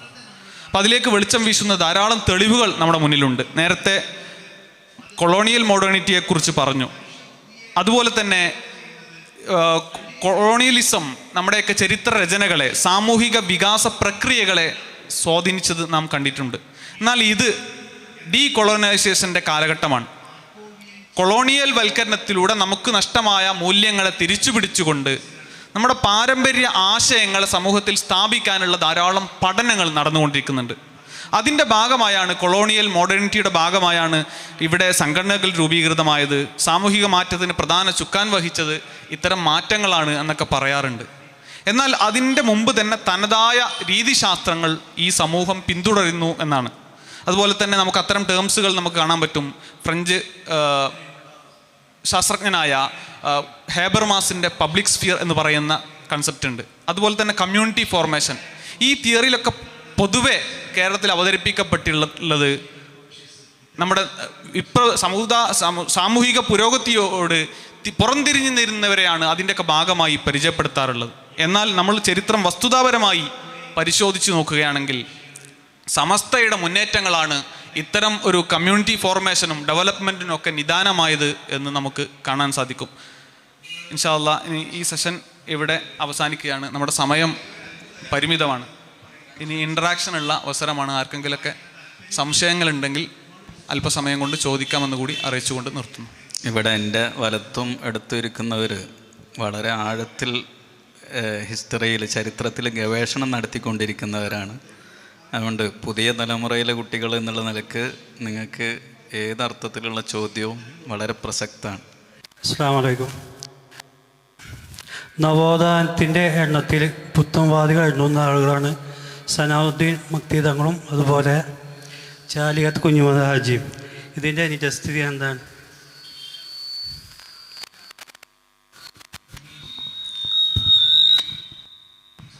അവരൊന്നും ഈ പറയുന്ന ഇബ്നു അബ്ദുൽ വഹാബിനെയോ അല്ലെങ്കിൽ ജമാലുദ്ദീൻ അഫ്ഗാനിയെയോ റഷീദ് റിളയെയോ അൽമനാറിനെയോ ഒന്നും അംഗീകരിച്ച ആളുകളല്ല. മറിച്ച് അവർക്ക് ചിലതായ പരിഷ്കാരവാദങ്ങളുണ്ടായിരുന്നു. അതിപ്പോൾ നമുക്ക് ഷുജാഇ മൊയ്ദ് മുസ്ലിയാരുടെ പേര് പരിശോധിച്ച് നോക്കിയാൽ തന്നെ അന്നത്തെ ആലിമീങ്ങൾ അദ്ദേഹത്തെ വിളിച്ചിരുന്നത് പരിഷ്കർത്താവ് എന്നാണ്. ഷുജാഇ, ധീരൻ, പരിഷ്കർത്താവ് എന്നൊക്കെ ഒരു അർത്ഥത്തിലാണ് ആ വിളിപ്പേരുള്ളത്. അപ്പോൾ അത് പണ്ഡിതന്മാർ ഒരു കാലത്തും നിരാകരിച്ചിട്ടില്ല. മാത്രമല്ല ചാലകത്ത് കുറേ പരിഷ്കാരങ്ങൾ കൊണ്ടുവന്നപ്പോൾ അതിനൊക്കെ അംഗീകരിക്കുകയാണ് പണ്ഡിത ലോകം ചെയ്തിട്ടുള്ളത്.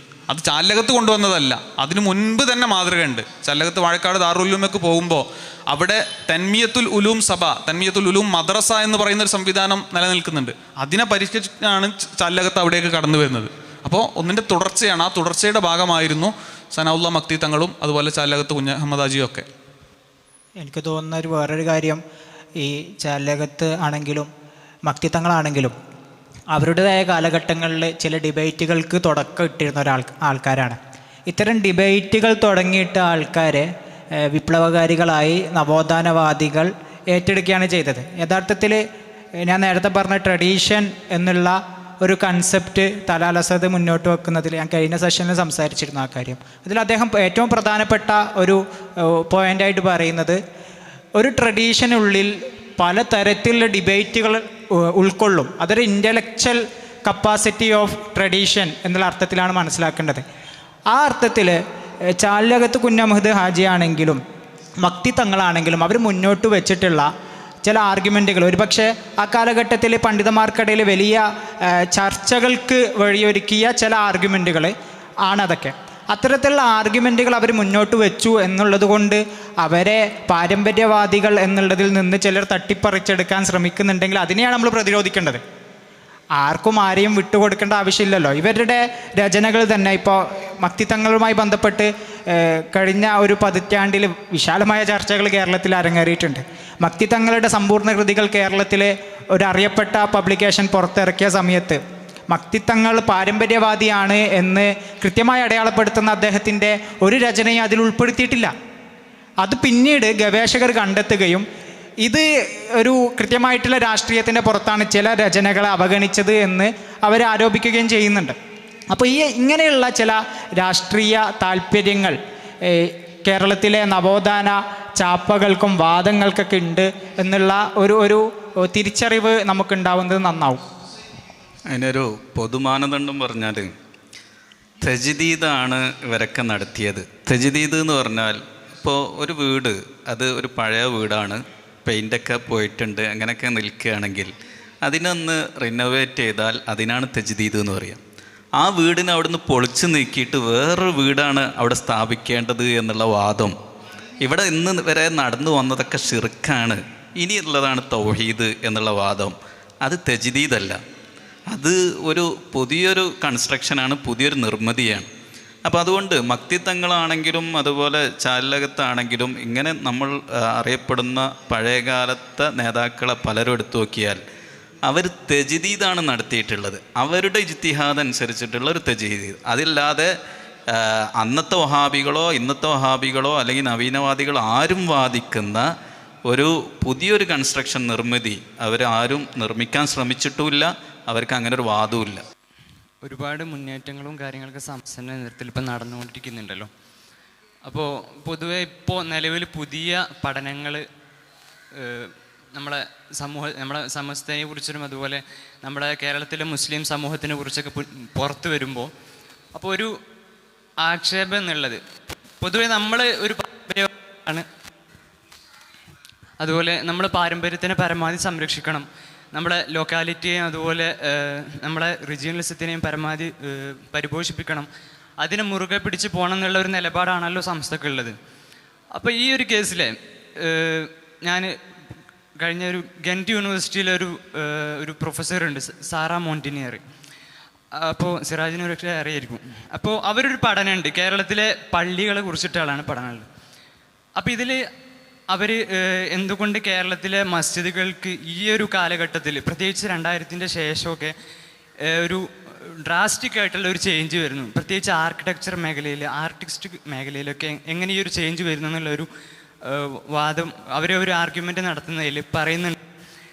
നമ്മളെ കേരളത്തിൽ ഏറ്റവും പഴക്കം ചെന്ന മസ്ജിദുകൾ, നൂറ്റാണ്ടുകൾ പഴക്കം ചെന്ന മസ്ജിദുകളൊക്കെ ഒരു പരിധിവരെ സുന്നി, അങ്ങനെ തന്നെ പറയുന്നത്, അതായത് സുന്നി സമൂഹത്തിൻ്റെ ഇടയിലുള്ള വഹാബി ഇൻഫ്ലുവൻസ് മൂലം അത് മാറ്റി പണിതുകൊണ്ടിരിക്കുന്നുണ്ട് എന്നുള്ളൊരു വാദമുണ്ട്. അപ്പം ഞാൻ പിന്നെ അങ്ങനെ ആലോചിക്കുന്നത് വെച്ചാൽ നമ്മൾ പരമാവധി ഇപ്പോൾ ഈ പാരമ്പര്യം അതുപോലെ എന്താ പറയുക അതിൻ്റെ ആ ഒരു പ്രാധാന്യമൊക്കെ മുറുകെ പിടിക്കുമ്പോൾ നമ്മളെ സമൂഹത്തിൻ്റെ ഇടയിൽ പ്രത്യേകിച്ച് സുന്നി മുസ്ലിം സമൂഹത്തിൻ്റെ ഇടയിൽ ഈ പണ്ടത്തെ ഈ സ്മാരകങ്ങൾ, അതുപോലെ ആർക്കിടെക്ചറലായിട്ടുള്ള സംഭവങ്ങൾ, മസ്ജിദുകൾ, ഇത്തരം കാര്യങ്ങളൊക്കെ സംരക്ഷിക്കപ്പെടേണ്ട ഒരു പ്രാധാന്യത്തിൻ്റെ ബോധമില്ലായ്മ ഉണ്ടോ എന്നുള്ള ഒരു ചോദ്യം പൊതുവെ ഉന്നയിക്കുന്നുണ്ട്. ഇപ്പം ഇതിൻ്റെ വേറൊരു കേസ് എന്ന് പറഞ്ഞാൽ, ഞാൻ ഈ ഒരു സംഭവം കേട്ട സമയത്ത് കുറ്റിച്ചിറയിലുള്ള ഒരു മസ്ജിദ് സ്വഹാബ നമുക്കറിയാലോ, നമ്മളെ പള്ളിയാണ്. അപ്പോൾ ഇത് ആ കുറ്റിച്ചിറയിൽ ഇന്ന് നിലകൊള്ളുന്ന അതുപോലെ മിഷ്കാൽ പള്ളി പോലത്തെ പള്ളിയുടെ പ്രതാപത്തിന് അനുസൃതമായിട്ടൊരു നല്ല പ്രതാപത്തോടു കൂടി നിലകൊണ്ടിരുന്ന ഒരു മസ്ജിദാണെന്ന് പറയുന്നുണ്ട്. അപ്പോൾ അത് നമ്മളൊരു കാലത്ത് പൊളിച്ചു പണിതു എന്നുള്ളതാണ് പറയുന്നത്. ഇപ്പം ഈ രൂപത്തിൽ തന്നെ വണ്ടൂരും അതുപോലെ മറ്റുള്ള ഭാഗങ്ങളിലൊക്കെ ഇത്തരത്തിലുള്ള മസ്ജിദുകളുടെ ചരിത്ര പ്രാധാന്യമുള്ള മസ്ജിദുകളുടെ മെറ്റീരിയൽ വാല്യൂ മനസ്സിലാക്കാതെ നമ്മൾ പൊളിച്ചു കളയുന്നു എന്നുള്ളൊരു ആക്ഷേപമുണ്ട്. എന്താണ് നമ്മളതിന് മറുപടി പറയുന്നത്? ഇതിനുത്തരം പറയേണ്ടത് നിങ്ങൾ തന്നെയാണ്, ഞങ്ങളല്ല. കാരണം ഇത് കമ്മ്യൂണിറ്റീൻ്റെ ഒരു കൺസെപ്റ്റാണ്. അതോടൊപ്പം ഒരു മാറ്റം, ചേഞ്ച് എപ്പോഴും ഉണ്ടാവുമല്ലോ സമൂഹത്തിൽ. പഴയ പള്ളികൾ പൊളിച്ചു പണിയുന്നു എന്നുള്ളതിൽ പ്രശ്നം നമ്മൾ ആലോചിക്കേണ്ടതുണ്ട്. അതേസമയം പുതിയ പള്ളികൾ വരുന്നതൊക്കെ സലഫി മൂവ്മെൻറ്റിൻ്റെ ഇൻഫ്ലുവൻസ് ആണ് എന്ന് നമ്മൾ പറയേണ്ടതില്ല. അതിപ്പോൾ നോർത്ത് ഇന്ത്യയിലോ മറ്റൊക്കെ പോയി നോക്കിയാൽ ഓരോ സുൽത്താനേറ്റ് ഭരിക്കുമ്പോഴും അതിൻ്റേതായ സ്വാധീനങ്ങൾ കാണാം. ഓരോ അധിനിവേശ ശക്തികൾ വരുമ്പോൾ അവരുടേതായ നിർമ്മാണ ഭംഗി അല്ലെങ്കിൽ നിർമ്മാണ ശൈലി അതൊക്കെ നമ്മൾ സ്വീകരിക്കുക സ്വാഭാവികമാണ്. ഇപ്പോൾ മർക്കസിൻ്റെ നോളജ് സിറ്റിയിലെ പള്ളി നമ്മൾ പൊന്നാനി പള്ളി പോലെ തന്നെ നിർമ്മിക്കണം എന്ന് പറഞ്ഞാൽ നടക്കില്ലല്ലോ. അപ്പോൾ ഇതിന് അതിൻ്റേതായ ഇപ്പോഴത്തെ ഒരു സ്ട്രക്ചർ ഉണ്ട്. അത് വീട് നിർമ്മാണത്തിൽ പോലും നമുക്ക് കാണാൻ പറ്റും. നിർമ്മിതികളെ നമ്മളൊരു പള്ളിയുടെ നിർമ്മിതിയെക്കുറിച്ച് മാത്രം പഠിക്കുന്നതുകൊണ്ടുള്ളൊരു പ്രശ്നമാണത്. കേരളത്തിൽ മൊത്തത്തിലുള്ള നിർമ്മിതികളിൽ മൊത്തം സലഫികൾ ഇടപെട്ടോ? എല്ലാ വീടുകളുടെ പഴയകാല ശൈലിയും പുതിയ കാല ശൈലിയും മാറി, ചർച്ചുകളുടെ ശൈലി മാറി, ക്ഷേത്രങ്ങളുടെ ശൈലി മാറിക്കൊണ്ടിരിക്കുന്നുണ്ട്. ഇപ്പോൾ അയോധ്യയിലുള്ള പുതിയ ക്ഷേത്രവും ഉത്തരേന്ത്യയിലുള്ള മറ്റു ക്ഷേത്രവും തമ്മിൽ നിർമ്മിതിയിൽ വ്യത്യാസമുണ്ട്. ഇങ്ങനെ ഒരുപാട് വ്യത്യാസങ്ങളുണ്ട്. എല്ലാത്തിലും സലഫി സ്വാധീനമാണ് എന്ന് നമ്മൾ വിശ്വസിക്കുന്നതിൽ അർത്ഥമൊന്നുമില്ല. പിന്നെ നമ്മൾ മനസ്സിലാക്കേണ്ടത്, ഈ ചോദ്യം വളരെ പ്രസക്തമാണ്. ഇത്രയും പ്രബുദ്ധമായൊരു സദസ്സിൽ ചരിത്രത്തെ നമ്മൾ സൂക്ഷിക്കണം. അതിൻ്റെ മെറ്റീരിയൽ വാല്യൂ നമ്മൾ കീപ്പ് ചെയ്യണമൊക്കെ വേണം. അപ്പോൾ ചരിത്ര ബോധമുള്ളവരും ചരിത്രത്തെ നിർമ്മിക്കുന്നവർ മാത്രമാകാതെ ചരിത്രത്തെ സൂക്ഷിക്കുന്നവരും കൂടിയായിട്ട് നമ്മൾ മാറാൻ നമുക്ക് പ്രചോദനം നൽകുന്ന ഒരു ചോദ്യം എന്നുള്ള നിലക്ക് നമ്മൾ ചോദ്യത്തിലാക്കുകയാണ്. പിന്നെ മസ്ജിദ് സ്വഹാബ ഇങ്ങനെയുള്ള ഈ ജുസിയായ കാര്യങ്ങളൊക്കെ നമ്മൾ ആ പള്ളിയുടെ പൊളിക്കുന്ന അന്നത്തെ അതിൻ്റെ ഒരു അവസ്ഥകളൊക്കെ കണ്ടറിഞ്ഞിട്ടേ നമുക്ക് അതിന് ഉത്തരം പറയാൻ പറ്റൂ. അപ്പോൾ ജുസിയായ കാര്യങ്ങൾ തൽക്കാലം ഇപ്പോൾ മറുപടിയിലേക്ക് കൊണ്ടുവരേണ്ട ആവശ്യമില്ല. ഇവർ പറഞ്ഞതുപോലെ ഈ ഓരോ കാലങ്ങളിലും ഓരോ സൗന്ദര്യ ബോധ്യങ്ങൾ മുസ്ലിങ്ങൾക്കിടയിൽ വർക്ക് ചെയ്യുന്നുണ്ട്. അപ്പോൾ നിങ്ങൾ ചോദിച്ചതിൻ്റെ ഒരു താല്പര്യം ഞാൻ മനസ്സിലാക്കുന്നത്, പാരമ്പര്യ മുസ്ലിമീങ്ങൾക്ക് അവരുടെ പാരമ്പര്യത്തിൽ ആത്മവിശ്വാസം നഷ്ടപ്പെടുന്നത് കൊണ്ടാണോ ഈ പള്ളികളൊക്കെ പൊളിക്കുന്നത് എന്നുള്ളൊരു ചോദ്യമാണ്. അത് എനിക്ക് തോന്നുന്നത് അതിൽ പല ഫാക്ടറുകളായിട്ട് തോന്നിയിട്ടുണ്ട്. ഒന്ന്, സൗന്ദര്യബോധത്തിൻ്റെ ഒരു മാറ്റം. പ്രത്യേകിച്ച് 1970-കൾക്ക് ശേഷം ഗൾഫ് ബൂം സംഭവിക്കുന്നു. നമുക്ക് കാര്യമാത്രമായിട്ടുള്ള ഒരു ഫണ്ടിങ് വരുന്നു.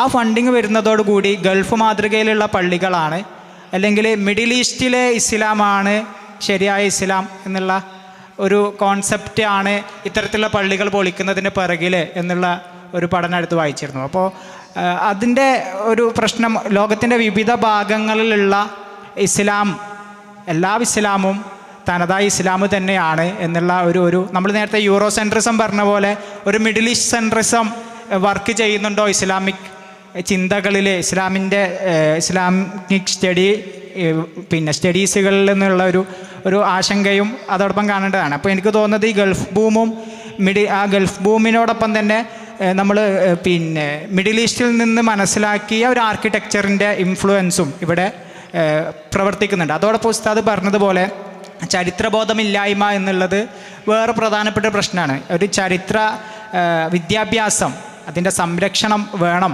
അതിൻ്റെ മെയിൻ്റെനൻസ് കൊണ്ട് നടക്കണം. ഇതിൻ്റെയൊക്കെ പ്രാധാന്യം എന്താണ്, ഒരു മെറ്റീരിയാലിറ്റി എന്താണ് എന്നുള്ളതിനെക്കുറിച്ച് ഒരു കൃത്യമായിട്ടുള്ള വിദ്യാഭ്യാസം മഹല്ല് തലങ്ങളിൽ നമുക്ക് നൽകാൻ കഴിഞ്ഞാൽ, അതിൻ്റെയൊക്കെ നേതൃത്വത്തിൽ ഇങ്ങനെയുള്ള ചരിത്ര വിദ്യാഭ്യാസമുള്ളവർ വരുന്നു എന്ന് ഉറപ്പ് വരുത്തുക എന്നുള്ളത് ഈ വേദിയിലിരിക്കുന്ന ഞങ്ങളുടെയും സദസ്സിലിരിക്കുന്ന നിങ്ങളുടെയും എല്ലാവരുടെയും ഒരു ഉത്തരവാദിത്തമായി മാറുമ്പോൾ ആയിരിക്കും ഇനി ശേഷിക്കുന്ന കുറഞ്ഞ പള്ളികളേ ഉള്ളൂ എന്നാണ് മനസ്സിലാകുന്നത്. അപ്പോൾ ആ പള്ളികളെങ്കിലും സംരക്ഷിക്കപ്പെടുക എന്ന് മനസ്സിലാക്കുന്നു. ഉസ്താദ് പറഞ്ഞതുപോലെ അത് നമ്മുടെ പാരമ്പര്യത്തിൽ ഉള്ള ഒരു ആത്മവിശ്വാസക്കുറവ് എന്നുള്ളതിൻ്റെ അപ്പുറത്ത്, അല്ലെങ്കിൽ നമ്മൾ വെറുതെ ഒരു പുലി വരുന്നത് എന്നുള്ള അർത്ഥത്തിൽ സെൽഫിസമാണ് എന്ന് പറയുന്നതിൻ്റെ അപ്പുറത്ത് ഇങ്ങനെ ചില സാമൂഹിക സാമ്പത്തികമായ ഘടകങ്ങൾ കൂടി ഉണ്ട് എന്ന് തോന്നുന്നു. പിന്നെ ചില പള്ളികൾ നമ്മളിപ്പോൾ അതിൻ്റെ ഒരു ശോചനീയാവസ്ഥ കൊണ്ട് പൊളിച്ചതൊക്കെ ഉണ്ടാവാം, അനിവാര്യ ഘട്ടങ്ങളിലൊക്കെ പൊളിച്ചതൊക്കെ ഉണ്ടാവാം. ചിലപ്പോൾ അവിടുത്തെ ഒരു ജനസംഖ്യ അല്ലെങ്കിൽ അവിടുത്തെ വികസന പ്രവർത്തനങ്ങളുടെ ഭാഗമായിട്ടൊക്കെ പൊളിച്ചതുണ്ടാവും. അപ്പോൾ നമുക്ക് ഒരു എക്സാമ്പിൾ എടുത്ത് സംസാരിക്കുമ്പോഴുള്ളൊരു ഒരു പരിമിതി അതാണ്. നമുക്ക് അവിടുത്തെ ഒരു കേസ് സ്റ്റഡി നടത്താതെ എന്തുകൊണ്ടത് പൊളിച്ചു എന്നുള്ളത് നമുക്ക് തീർപ്പ് കൽപ്പിക്കാനോ അല്ലെങ്കിൽ ഒരു സാമാന്യവൽക്കരിക്കാനോ ഒരു ബുദ്ധിമുട്ടുണ്ടാവും.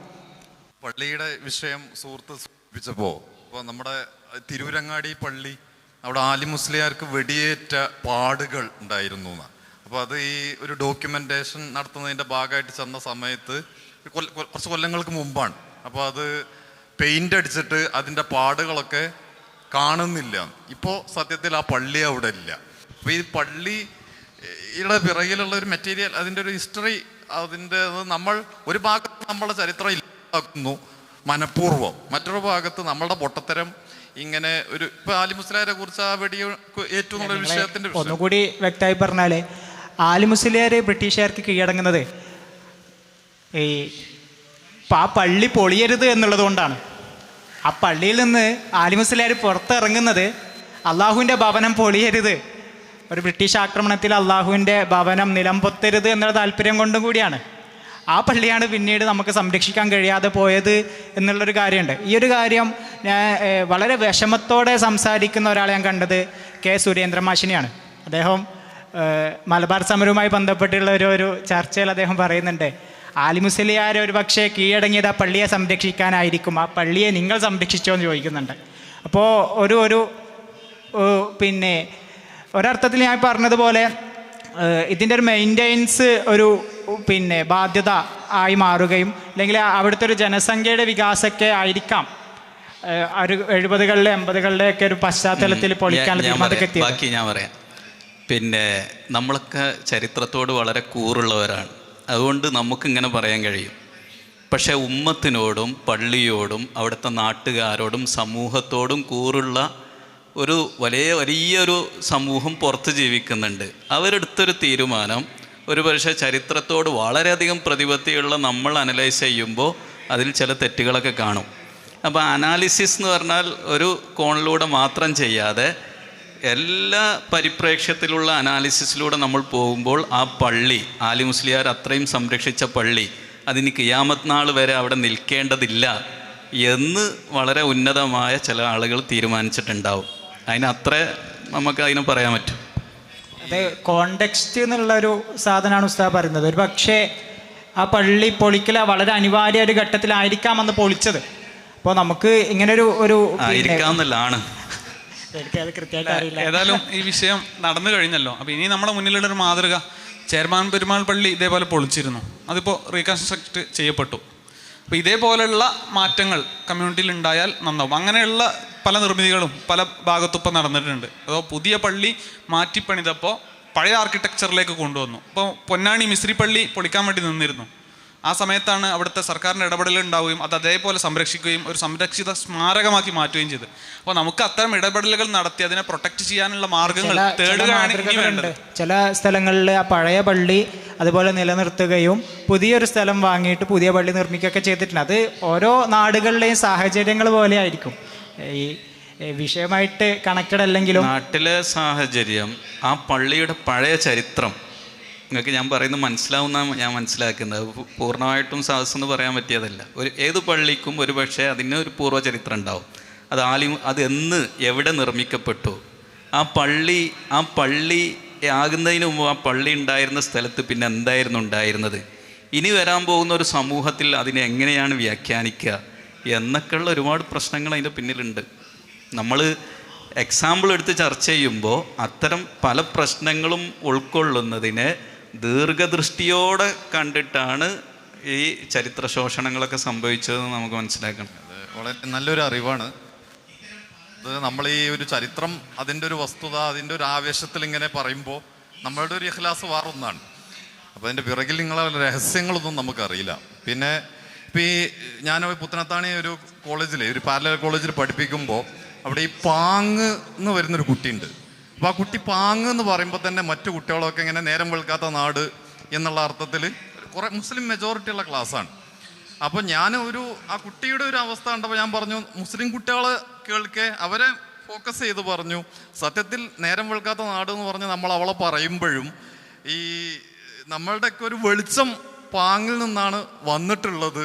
അപ്പോൾ നിങ്ങൾക്ക് ആർക്കെങ്കിലും അതിൻ്റെ ഞാൻ പറയുന്ന സൂചന എന്താണെന്ന് മനസ്സിലായോ, ആർക്കെങ്കിലും പറയാൻ പറ്റുമോ എന്ന് ചോദിച്ചപ്പോൾ ഞാൻ ഏതെങ്കിലും ഒരു കുട്ടി പാങ്ങിൽ അഹമ്മദ് കുട്ടി മുസ്ലിയാർ എന്ന് പറയും എന്ന് വിചാരിച്ചത്. പക്ഷെ അങ്ങനെ ഒരു സംഭവം ഉണ്ടായില്ല. അപ്പം എനിക്ക് തോന്നുന്നു ഈ പാങ്ങിൽ അഹമ്മദ് കുട്ടി മുസ്ലിയാർ ഒന്നും നമ്മുടെ പാഠഭാഗങ്ങളിലൊന്നും ഇല്ലേ എന്നുള്ളതാണ്. നമ്മൾ കൊണ്ടുവരണം, കൂടുതൽ റിസർച്ചുകളിലേക്ക് വരണം. പാഠഭാഗങ്ങൾ ഇപ്പോൾ സാങ്കേതികമായി ഉണ്ടാവും, മദ്രസ പാഠപുസ്തകങ്ങളിലും മറ്റുമൊക്കെ പലപ്പോഴും ഉൾക്കൊള്ളിയിട്ടുണ്ട്. പക്ഷെ അത് പുതിയ സമൂഹത്തിൽ ട്രെൻഡ് ഇങ്ങനെ മാറിക്കൊണ്ടിരിക്കുകയാണ്. അത് ഏത് കാലവും, അതിപ്പോൾ നമുക്ക് ഇപ്പോൾ CH മുഹമ്മദ് കോയ ചോദിച്ചാലും അതുപോലെ EMS ചോദിച്ചാലും പുതിയ തലമുറക്ക് ചിലപ്പോൾ അറിഞ്ഞോളണമെന്നില്ല. മൻമോഹൻ സിംഗിനെ, ഇനി ഗാന്ധിജിയെ ചോദിച്ചാൽ പോലും ഇതാരാണ്. ഇന്നലെ ഇപ്പോൾ ഫാറൂഖ് മാഷ് ഇവിടുന്ന് പറഞ്ഞു, ഗാന്ധിജി ആരാന്ന് ക്ലാസ്സിൽ കയറി ചോദിച്ചപ്പോൾ ഒരു കവിതയാണ്, അതൊരു ഉപ്പ് കച്ചവടക്കാരനല്ലേ എന്ന് ചോദിച്ചു എന്ന് പറഞ്ഞു. കാരണം സാധ്യത ഉണ്ട്, കാരണം 6ാം ക്ലാസ്സിലെ പാഠപുസ്തകത്തിൽ ഉപ്പുകൊറ്റൻ്റെ കഥ ഉണ്ട്. അപ്പോൾ ആ സ്ട്രക്ചറിൽ ഗാന്ധിജിയുടെ ഫോട്ടോ കാണുമ്പോൾ അതൊരു ഉപ്പ് കച്ചവടക്കാരനായിട്ട് കുട്ടികൾക്ക് തോന്നി അത്ഭുതപ്പെടാനൊന്നുമില്ല. അപ്പോൾ ആ കാലമാണ്. നമുക്ക് പരമാവധി നമ്മുടെ പാരമ്പര്യം നമ്മൾ പറയാൻ വേണ്ടി ശ്രമിക്കുക, അതിനുള്ള സംരംഭങ്ങൾ ഉണ്ടാക്കുക എന്നുള്ളതാണ് പരിഹാരം. പക്ഷെ അത് ചോദ്യങ്ങൾ ചോദിക്കാനുള്ള സമയമുണ്ട്. പരമാവധി സമസ്തയെക്കുറിച്ച് തന്നെ ആയാൽ ഒന്നുകൂടി നന്നാവും. ഞാൻ ഇത് കൺക്ലൂഡ് ചെയ്യാണ്. ഈ ചരിത്രം എന്നുള്ളത് പിന്നെ ഒഫീഷ്യലി മാത്രം സിലബസുകൾ വഴി കൊടുക്കാനുള്ളതാണെന്നുള്ള ധാരണ ആദ്യം നമ്മൾ തിരുത്തണം. കുറേ ചരിത്രങ്ങൾ നമുക്കുള്ളിലേക്ക് കിട്ടുന്നത് ഓരോ തലമുറകളിൽ നിന്ന് തലമുറകളിലേക്കുള്ള ഒരു കൈമാറ്റമാണ്. ആ ഒരു കൈമാറ്റം, ഓറൽ ഹിസ്റ്ററിയുടെ ഒരു കൈമാറ്റം എപ്പോൾ മുറിയുന്നുവോ അന്ന് നമ്മുടെ വരുന്നൊരു തലമുറ നമ്മുടെ ചരിത്രത്തെക്കുറിച്ച് പിന്നെ ബോധം നഷ്ടപ്പെട്ട ഒരു സമൂഹമായിട്ട് മാറും. അപ്പോൾ നമ്മുടെ ഒരു ഉത്തരവാദിത്തം എന്നുള്ളത്, നമ്മൾ ഈ പറഞ്ഞു വെച്ച ട്രഡീഷൻ എന്നൊക്കെ പറയുന്നത് തന്നെ ഈ ഒരു ചരിത്രത്തെ ഓർമ്മിപ്പിക്കുകയും പറഞ്ഞു കൊടുക്കുകയും ബോധ്യപ്പെടുത്തുകയും ചെയ്യുക എന്നുള്ള ഒരു ഉത്തരവാദിത്തം കൂടിയാണ് ഓരോ വിശ്വാസിയുടെയും. നമ്മുടെ ഇസ്ലാമിൻ്റെ ഒരു മൗലിദ് ട്രഡീഷനുകളാണെങ്കിലും മാല ട്രഡീഷനുകളൊക്കെ ആണെങ്കിലും നമ്മൾ അതിലൊക്കെ എന്താണ് ചെയ്യുന്നത്, നമ്മുടെ ഒരു പഴയ കാലത്തെ പ്രധാനപ്പെട്ട സംഭവങ്ങളെ, വ്യക്തികളെ നമ്മൾ നിരന്തരമായിട്ട് ഓർമ്മിപ്പിക്കുകയും അവരിൽ നിന്ന് നമ്മൾ പ്രചോദനം ഉൾക്കൊള്ളുകയും ചെയ്യുന്ന ഒരു സംവിധാനമാണുള്ളത്. അപ്പോൾ ആ ഒരു സംവിധാനം നമ്മുടെ ജീവിതത്തിൽ നിരന്തരമായിട്ട് നടന്നുകൊണ്ടേയിരിക്കുക എന്നുള്ളത്, അതിന് നമ്മൾ പ്രാധാന്യം കൊടുക്കുക, അതിനുള്ള ശ്രമങ്ങൾ നടത്തുക എന്നുള്ളതാണ് ഏറ്റവും വലിയൊരു പ്രതിരോധമായിട്ട് തോന്നുന്നത്. ചോദ്യം അല്ലെങ്കിൽ ഇത് ഇവിടെ എല്ലാവരും സ്റ്റുഡൻസ് ആയതുകൊണ്ട് ഒന്നും കൂടി ഉണർത്തുകയാണ്. പാഠപുസ്തകത്തിൽ വരിക എന്നുള്ളത് ഇനിയുള്ളൊരു സമൂഹത്തെ സംബന്ധിച്ചിടത്തോളം വളരെ പ്രധാനമാണ്. അപ്പോൾ പാഠപുസ്തകത്തിൽ വരണം എന്നുണ്ടെങ്കിൽ അക്കാഡമിക് പഠനങ്ങൾ വരണം. അക്കാഡമിക് കമ്മ്യൂണിറ്റിയാണല്ലോ പാഠപുസ്തകത്തിൻ്റെ രചയിതാക്കൾ. അപ്പോൾ കൂടുതൽ അക്കാഡമിക് പഠനങ്ങൾ വരികയും കൂടുതൽ അക്കാഡമിക് പഠനങ്ങൾ ഈ മേഖലയിൽ വരിക എന്നുള്ളതാണ് ചരിത്രത്തെ, നമ്മുടെ ഉലമാൻ്റെ ചരിത്രത്തെ നമ്മുടെ ചരിത്ര പുസ്തകങ്ങളിലേക്ക് കയറ്റിക്കൊണ്ടുവരാനുള്ള ഏറ്റവും എളുപ്പവഴി. അല്ലാതെ സമരം ചെയ്യലോ അല്ലെങ്കിൽ നമ്മുടെ ഈ രോദനങ്ങളൊന്നും അതിനൊരു വഴിയല്ല. വളരെ കൃത്യമായ 100 കണക്കിന് അക്കാഡമിക് പഠനങ്ങൾ നമ്മെപ്പോലെയുള്ളവർ നിർവഹിച്ചാൽ തീർച്ചയായിട്ടും ആ ഒരു സമൂഹം അത് ഏറ്റെടുക്കുകയും നമ്മുടെ ചരിത്ര പുസ്തകങ്ങളിലൊക്കെ അതിന് വളരെ വലിയ സ്ഥാനവും ഉണ്ടാവും. നമ്മൾ പിന്നെ വളരെ ചർച്ച നഷ്ടപ്പെട്ട പ്രതാപത്തെക്കുറിച്ചും അതിൻ്റെ വേദനകളെക്കുറിച്ചൊക്കെയാണ് ചർച്ച പോയിക്കൊണ്ടിരിക്കുന്നത്. ഒന്നും കൂടി ചർച്ചയെ പിന്നെ പുരോഗനാത്മകമായ ചില കാര്യങ്ങളിലേക്ക് ഉയർത്തിക്കൊണ്ടുവന്ന് സമസ്തയുടെ പിന്നെ എന്താ പറയുക, നവോത്ഥാനങ്ങളെക്കുറിച്ചും നേരെ എതിർ ദിശയിലേക്ക് ചർച്ചയൊന്നും മാറ്റിക്കൊണ്ടുപോകാൻ ആരെങ്കിലും ചോദ്യം ചോദിച്ചാൽ വളരെ ഉപകാരം.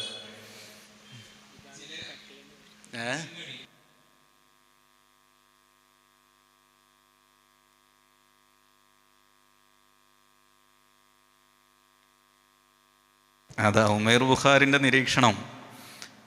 സമസ്തയെക്കുറിച്ച് ശക്തമായ ബോധം കുട്ടികൾക്കുണ്ടായിരുന്നുവെങ്കിൽ നല്ല ചോദ്യങ്ങൾ ജനിക്കുമായിരുന്നു എന്നുള്ളതാണ്. അപ്പോൾ ബാക്കി പറയേണ്ടതില്ലല്ലോ. ഫിലോസഫിയിൽ പറയാറുണ്ട്, പൂർണ്ണമായിട്ട് മനസ്സിലായാലും സംശയം ഉണ്ടാവില്ല, ഒന്നറിയില്ലെങ്കിലും സംശയം ഉണ്ടാവില്ല, അതിൻ്റെ ഇടയിലാണെങ്കിലാണ് സംശയം വരിക. അപ്പോൾ നേരത്തെ പറഞ്ഞതുപോലെ നമ്മൾ ഏത് സ്റ്റേജിലാണ് എന്നുള്ളത് ഫസ്റ്റ് ഞാനും പിന്നെ നിങ്ങളും വിലയിരുത്തുന്നത് നന്നാവും.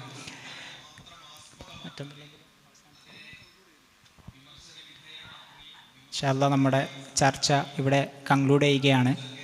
നമ്മൾ പറഞ്ഞു വെച്ചത് സമസ്ത ഒരു തുടക്കമായിരുന്നില്ല, ഒരു വലിയ ലെഗസിയുടെ തുടർച്ചയായിരുന്നു. ആ തുടർച്ച വളരെ കൃത്യവും വളരെ ചരിത്രസന്ധിയിൽ ഏറ്റവും പ്രധാനപ്പെട്ടതുമായിരുന്നു. അതിൻ്റെ പിൽക്കാല പ്രവർത്തനങ്ങൾ ഇന്നും അതിൻ്റെ അനിവാര്യത എന്തായിരുന്നു എന്നുള്ളത് നമ്മളെ ബോധ്യപ്പെടുത്തുന്നുമുണ്ട്. കേരളീയ സാഹചര്യങ്ങളിൽ നിന്ന് മാറി ഇന്ത്യയിലെ തന്നെ മറ്റ് സംസ്ഥാനങ്ങളിലേക്ക് സഞ്ചരിക്കുമ്പോൾ സമസ്ത ഏത് വിധേനയാണ് കേരളത്തിലെ മുസ്ലിമീങ്ങൾക്ക് ദിശ നിർണയിച്ചത് എന്നുള്ള കാര്യം നമുക്ക് ബോധ്യപ്പെടും. ഇൻഷാ അല്ലാഹ് സമസ്തയെക്കുറിച്ചുള്ള കൂടുതൽ വായനകളിൽ പ്രിയപ്പെട്ട സുഹൃത്തുക്കൾ സമയം കണ്ടെത്തുകയും നമ്മുടെ ചരിത്ര പഠനങ്ങളിൽ വലിയ സംഭാവനകൾ നൽകാൻ പറ്റുകയും ചെയ്യുക എന്നുള്ളതാണ് സമസ്തയോടുള്ള നമ്മുടെ ഏറ്റവും വലിയ പ്രതിബദ്ധത എന്നുള്ളത്, അല്ലെങ്കിൽ നമ്മുടെ പാരമ്പര്യത്തോടുള്ള ഏറ്റവും വലിയ പ്രതിബദ്ധത. ബഹുമാനപ്പെട്ട കോട്ടുമൽ ഉസ്താദ് പറഞ്ഞതുപോലെ നമ്മുടെ ഈ അക്കാദമിക് പഠനങ്ങളാണ് പിന്നീട് പലരുടെയും പഠനങ്ങളുടെ റെഫറൻസായി വരികയും സമസ്തയുടെ ചരിത്രവും കേരള മുസ്ലിമീങ്ങളുടെ ചരിത്രവും റീഡിഫൈൻ ചെയ്യാൻ മാത്രം അത് ഉപകാരപ്പെടുകയും ചെയ്യുക എന്ന് ഓർമ്മപ്പെടുത്തിക്കൊണ്ട് അവസാനിപ്പിക്കുന്നു. അസ്സലാമു അലൈക്കും വറഹ്മത്തുള്ളാഹി.